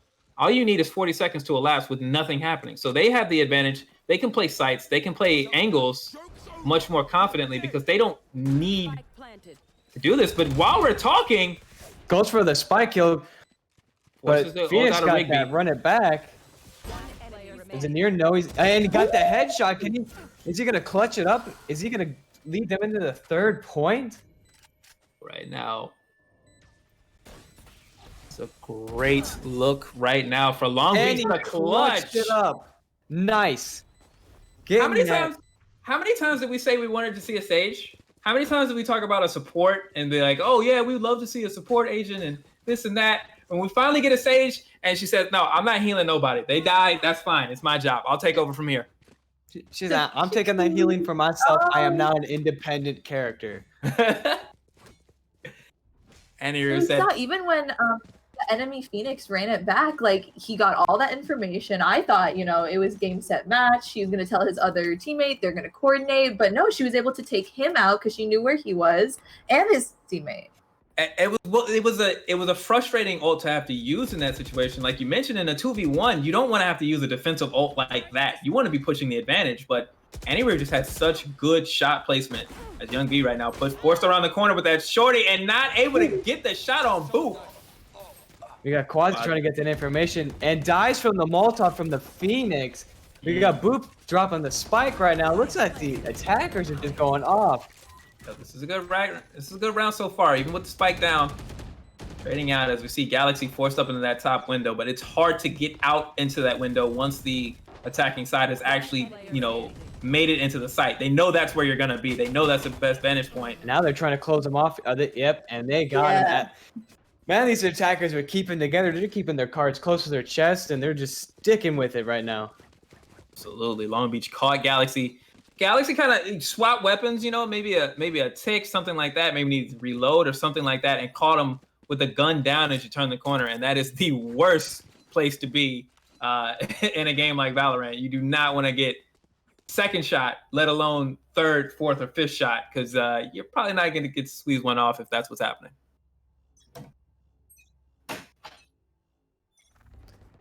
We see already, the attackers have some momentum. Do you think they're going to be able to keep this, Eli? Well, they're looking good so far. We see a heavy investment on their side as they come in. We see the drone out here. So this is a situation where with Rising Rage having that ult, this is a big push for them. This is definitely a round they're expecting to win. You see it gets popped out here, but he's forced out immediately and then goes down. So now that push all of a sudden loses a lot of momentum. Here on the other side, the defending Phoenix ult is up. Rigby.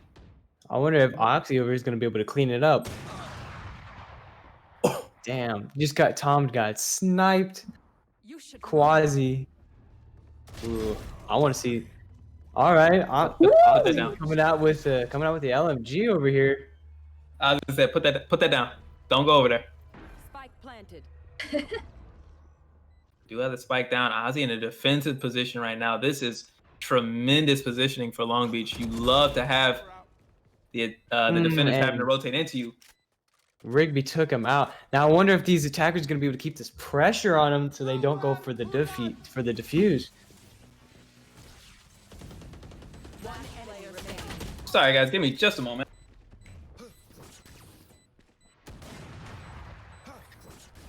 Rigby's trying to push in to get the Sage down, but right now their spike is going down super fast. Even if she dies, are they gonna have enough time to defuse it? It's sticking. It's gonna be cool. And at the last second, leading them Breathe into again. the Phoenix leading them into a 2v4.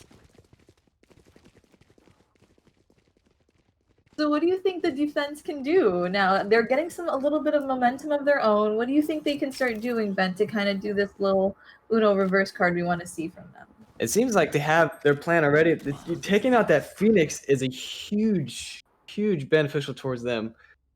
That Phoenix seems to be able to give them that most information or who is actually leading them. And I'm not sure if that's the team captain of this team or not, but it seems as though the team captains always be choosing the Phoenix or the I'm messing up my names right now, but right now as we focus on the Phoenix, it seems like the Phoenix is kind of leading the team, and when one dies, they kind of fall back a little bit and leaves them open. Yeah, we've said this a million times before. When you choose Phoenix or Jet, the two duelists of the game, well, there's now three, but they're both duelists of the game, you're going to get a lot of information. They're mobile characters with a very team-friendly kit. I mean, we see like the more team-friendly you play, the better it is for the whole team. I mean, the Sage, I like seeing the Sage gameplay right now. It is so cool to see that.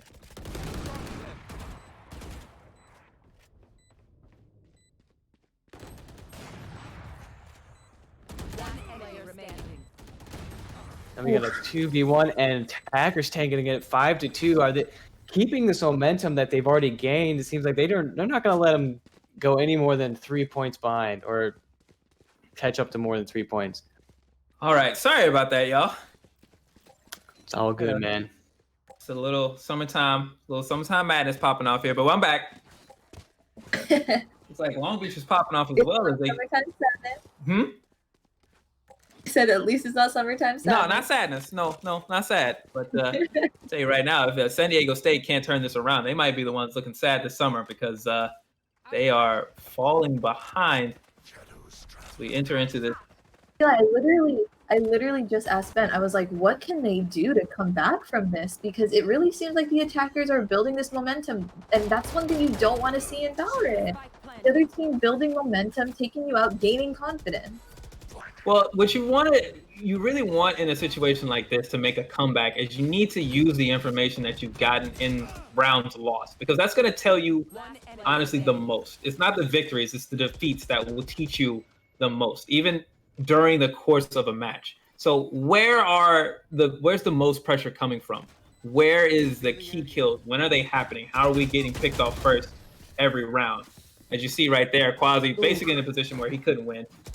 Just stuck with a pistol, 3 players around the corner. You're gonna need some immaculate luck to pull that off. But heading into this round, you want to know, like, okay, if Boop is getting the first hit every time, or Rising Rage is initiating and getting this kill every time, where are these fights taking place? Where are they most likely to be? And how do we support, whoever it is that's going to have to watch that angle? How do we get them the information to turn that fight around? Because it's where it's going to start, and the round will follow that momentum unless, San Diego State does something to change it. Nice little camera. And even I feel like as we're seeing, these on this attacker side, it doesn't seem like one person is necessarily leading it. They're all like one hive mind, it seems like. Even though if one goes down, they all seem to still be somehow leading it together, which is awesome to see. Yeah. And I think another thing that I'm seeing here is the rotations from San Diego State are lacking, because the reason why I say that is because when you get one kill and then the spike goes down, that means the site that is being attacked is not being defended well enough, right? We're not seeing the agents in place to make it hard for the attackers, to make them commit a lot of resources to get into the site. And what that does is it forces you to play from behind, which you can't afford to do as a defending side. You're rotating in, you have less time, there's a time limit on you now. Everything is just designed for you to fail if you have to over-rotate to overcompensate for poor placement at the beginning of the round. You see the attackers won by the spike. This spike is definitely something that changes the game. I mean, I've said it a million times before. This spike is definitely can be that key factor to a win or a loss. Mm-hmm. Oh yeah, managing that placement and that strategy is form number one. It's most obvious to see when somebody is quick with a gun, when somebody's accurate, when somebody can rock the op and just take people out one by one. But what wins and loses whole tournaments, whole league championships is the round by round decision making. Do you add value to your team, or do they have to cover for you? And if you are one of those people who add value, and you've got 3 or 4 others like that, as you said, it adds up, and it leads to big leads like this one. See, first blood. These attackers being able to go together and just be a wall of bullets. Doesn't matter, just people coming up against them and they're taking down. It's looking really, really strong again. That time, San Diego was in the site, right? So at least the fight took place. And that's actually a step forward, in my opinion. I think, as this round goes down, it's unlikely that they're going to be able to pull it out. And, this half is looking bad. But that's something to build on. Okay, we got to read on where they're going. We got people in place. Now we just need to hit shots. And that's the part you practice. That's the easy part. That's the reflexive part, in my opinion.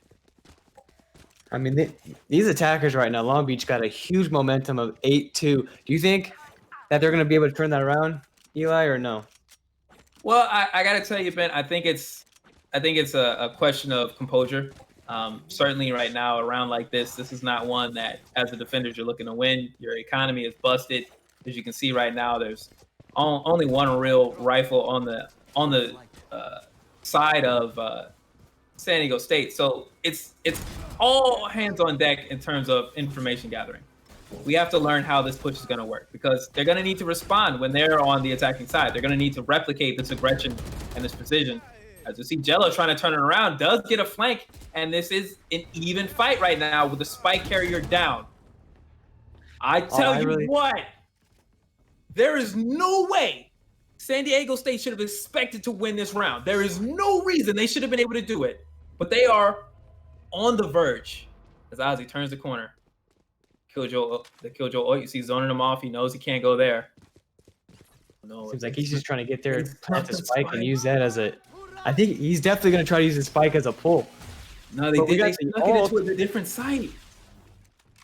Spike planted. Alt hits nobody. That's rough, Quasi. Man, I would have been mad if I was Quasi. Not even getting at least some damage. Oh man, but this is so sad for them. They did so well in that fight. They even knocked the spike carrier out, but they lost track of it. And so Long Beach was able to grab the spike and just rotate around completely around the map. They flipped the map again, and now Rigby, the last one left. That is so heartbreaking. That was a round that San Diego State actually could have stolen, and then it was just stolen back. They had the Uno reverse, and then they reversed it back to them. A double reverse. And now they're adding a +4 on top of it. Oh man. Well, as we see the buys coming out here, this is looking rough now. Only 4 points away for Long Beach. They're feeling good. The city's feeling good. We're proud of you. Long Beach winning, Lakers winning. It's looking good for SoCal right now. We see Rising just going in for the kill. He's bloodthirsty. He's like, I'm done with this round. He wants to get it over and done with. He's like, I got places to go. I got people to see. He got on the 2K already. I thought he was gonna stay for the 3. He said, when you got a collegiate Valorant match at 8, but you also got a date at 9, you gotta go fast. You gotta go real fast. The attackers winning like just 30 seconds a match is what it feels like. They're just coming in, cleaning up, and leaving. They probably got that Oxy clean, you know what I mean? Oh yeah, making sure they get all those stains out. Oh yeah, it's looking real wash right now. Looking real spick and span, real fresh and clean like. That sniff 3 times, once to make sure, second because and then 3 like, yeah, I'm real fresh. It also just seems like they're just so unconfident right now in their the attackers at least. It just seems like the defense at this point has really just rattled them. Yeah, well, it's just the momentum of the rounds it's just gone for Long Beach so many times. So many instances where Rising Rage initiates, gets first blood, and the team rallies around that. And, it's as simple as that sometimes. It's as simple as our lead our lead attacker is strong. They dictate the pace of the match, and then we follow around that. You fall behind and you never get a chance to catch back up. I think that's what we're looking at here. See, I'm actually kind of surprised to see that they're splitting up their team, but they're trying to get it behind them on the flanks. See right now, yep. This is a good push right now for San Diego State. They're in the site, but nobody was on the spike. And Stage comes back with behind them using the flank. The flank. You gotta watch the flank. Folks, But this is what I'm saying. They're Oh, rattled. They're rattled. That is a tough round to lose. They had so much momentum. They were in the site, but the spike didn't get planted. There was no retake. They were looking to slay up, and they were caught out of position. The worst case scenario for San Diego State. That was a momentum round. That was a one round. Maybe you can finally parlay that into an eco advantage. You can fight back, maybe push this into overtime. And instead, you're 2 rounds away from losing. And Rising Rage and said it's done. He said it's over. It's over for you. I'm cleaning it up. My goodness. Why Rising Rage just got the whole team? It just started. It started. Is the game over? I told y'all. Rising Rage said I got a date at 9. It's 8:56 and I don't even have my pants on. We got to go. We got to get done. I mean, he's doing his hair. He's putting his pants on. He's taking a shower while also playing this. He's ready to go. Oh my goodness. This is match point now. This is it's a forced buy. Obviously, if you're Long Beach, you're buying all in because this is it. And from the side of San Diego State, you're rallying whatever weapons you can get up at this point to hopefully stave off and have any hope of staying in it. But they're going to need an absolutely miraculous round for this set to not be over right here and now. Joke's over. You're dead. They're definitely going to have to pull something. We see him using, and he got that information now. Yep. Oxy's just waiting there. He knows he's trying to pull him around the corner. Oxy's just waiting. Just wait, Oxy. You know your time's coming. Oh, see the flash. Oxy, why'd you look away? Well, they got flashed. They got flashed by Rigby. That was a smart play. I didn't see the flash come in. Yeah. That was a good play then, because I didn't even see that. He flashed me. For the spectators, we only get that little circular bar as it counts down, but that was smart by Rigby. They played that corner really well. They forced Rising Rage off that ult, as you saw, and then scattered that corner, forced them away. That's the type of play we needed to see rounds and rounds and rounds ago. As this one continues, with 35 seconds left, it's still possible for San Diego State, but they're going to need many, many more plays just like that one in order to take this back.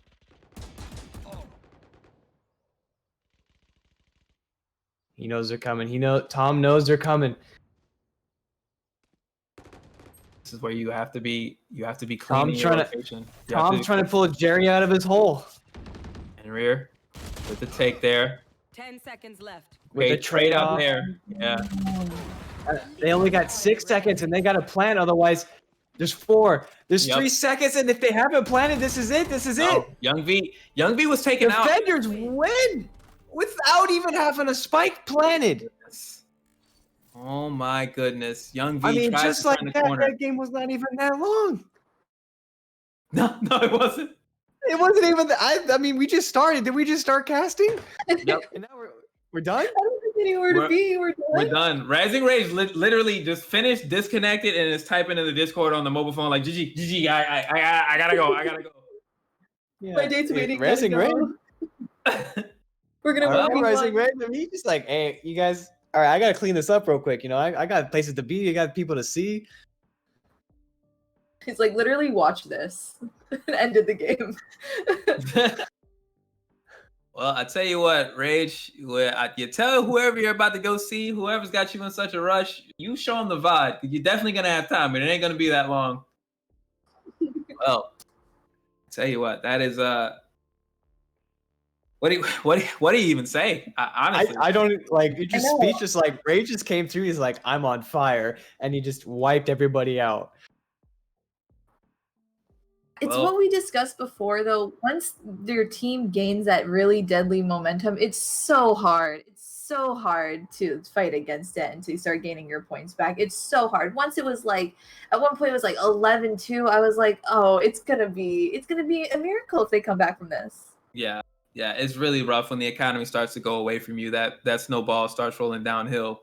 You end up with a And- really difficult set of decisions to make as whichever side you're on, to try to win around. And Long Beach being able to keep that momentum, keep that economy in their court, making sure they always have what they need to buy, not letting them win at all. They just, oh, we don't want you guys buying weapons. We're just gonna win. That's it. You can't buy your abilities. You can't buy your weapons. You're done. Yeah. What do you do right at that point? You're facing a complete disadvantage. And even in rounds where San Diego State was able to get a top position and look stronger, there were still those crucial errors where I'm remembering, I can't remember exactly the round, but they're winning a fight. They have it now. It's a 2v2. Things look great. The spike carrier is down, but then they lose sight of where the spike is. It gets picked back up. The rotation comes through for Long Beach all the way across the map. And what should have been an advantageous 2v2 where you at least have the info flips. And now you're walking into you don't know what. And Valorant, that situation, that ignorance spells the end. And it was a very quick round, as I mean, even in that too, it's like you had, I can't remember who it was, shooting on that left hallway side.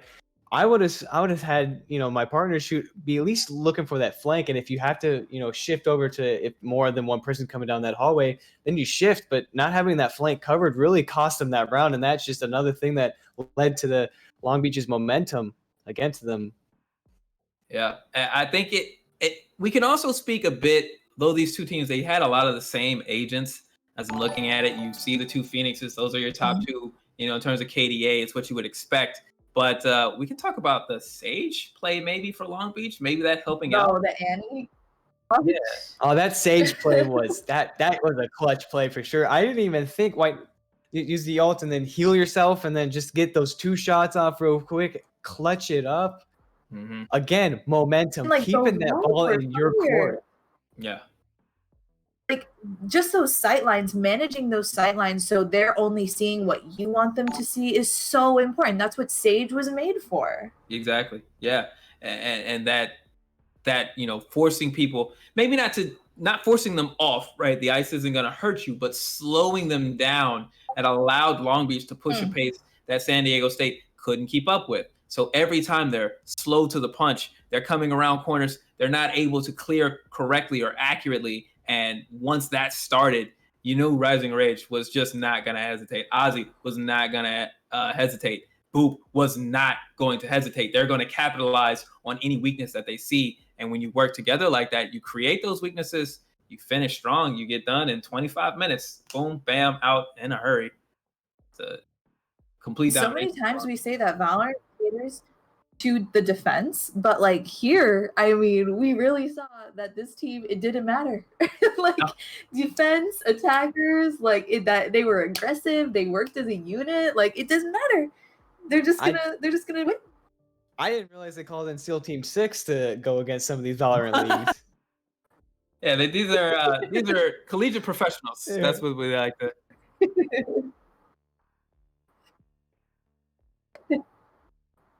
So we saw 3 great matches today. Mm-hmm. Yeah, we have now. This has been a trend for us. We've worked 3 matches so far in the league, and we have had 3 amazing one-sided matches. I mean, we got steamrolled in the first, kind of a good tug and pull.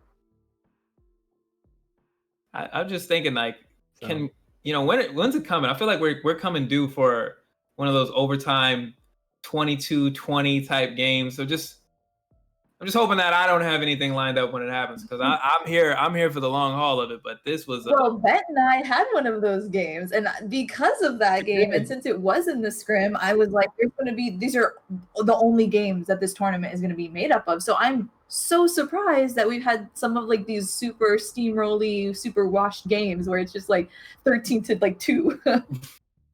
But of course, we want to remind you all, if you are feeling super steamrolled by life, if you're feeling 13-2, I want to remind you that you are not alone. Please roll through the Discord. Please remember that the Gamers EDU do this because we want to bring people together through these gamings and remind you that the world is so much bigger than your Valorant lobby, and you are so much more welcome than whatever your KDA says in game. In real life, you are radiant. Please, please use that resource. Hit up that Discord, that crying panda emoji. It's designed to represent the sadness that we feel when we don't get to rock the op. Somebody picks me instead of us. Don't ever be feel scared or whatever about reaching out, because sometimes that's what we all need. I mean, shit, I went through it, so it's like, you feel like you're the only one in the world going through this, and you know what? We're all human. We all go through it, but reaching out, it's a big step. It really is, because you get comfortable in that sadness. But hey, don't be comfortable. Don't settle for that. You got to settle for something much better. Happiness and joy is whatever is scary. But hey, I went through it. Reaching out definitely helped me. So I pray that y'all do the same. Absolutely. Absolutely. Well, all right, guys. So that's it.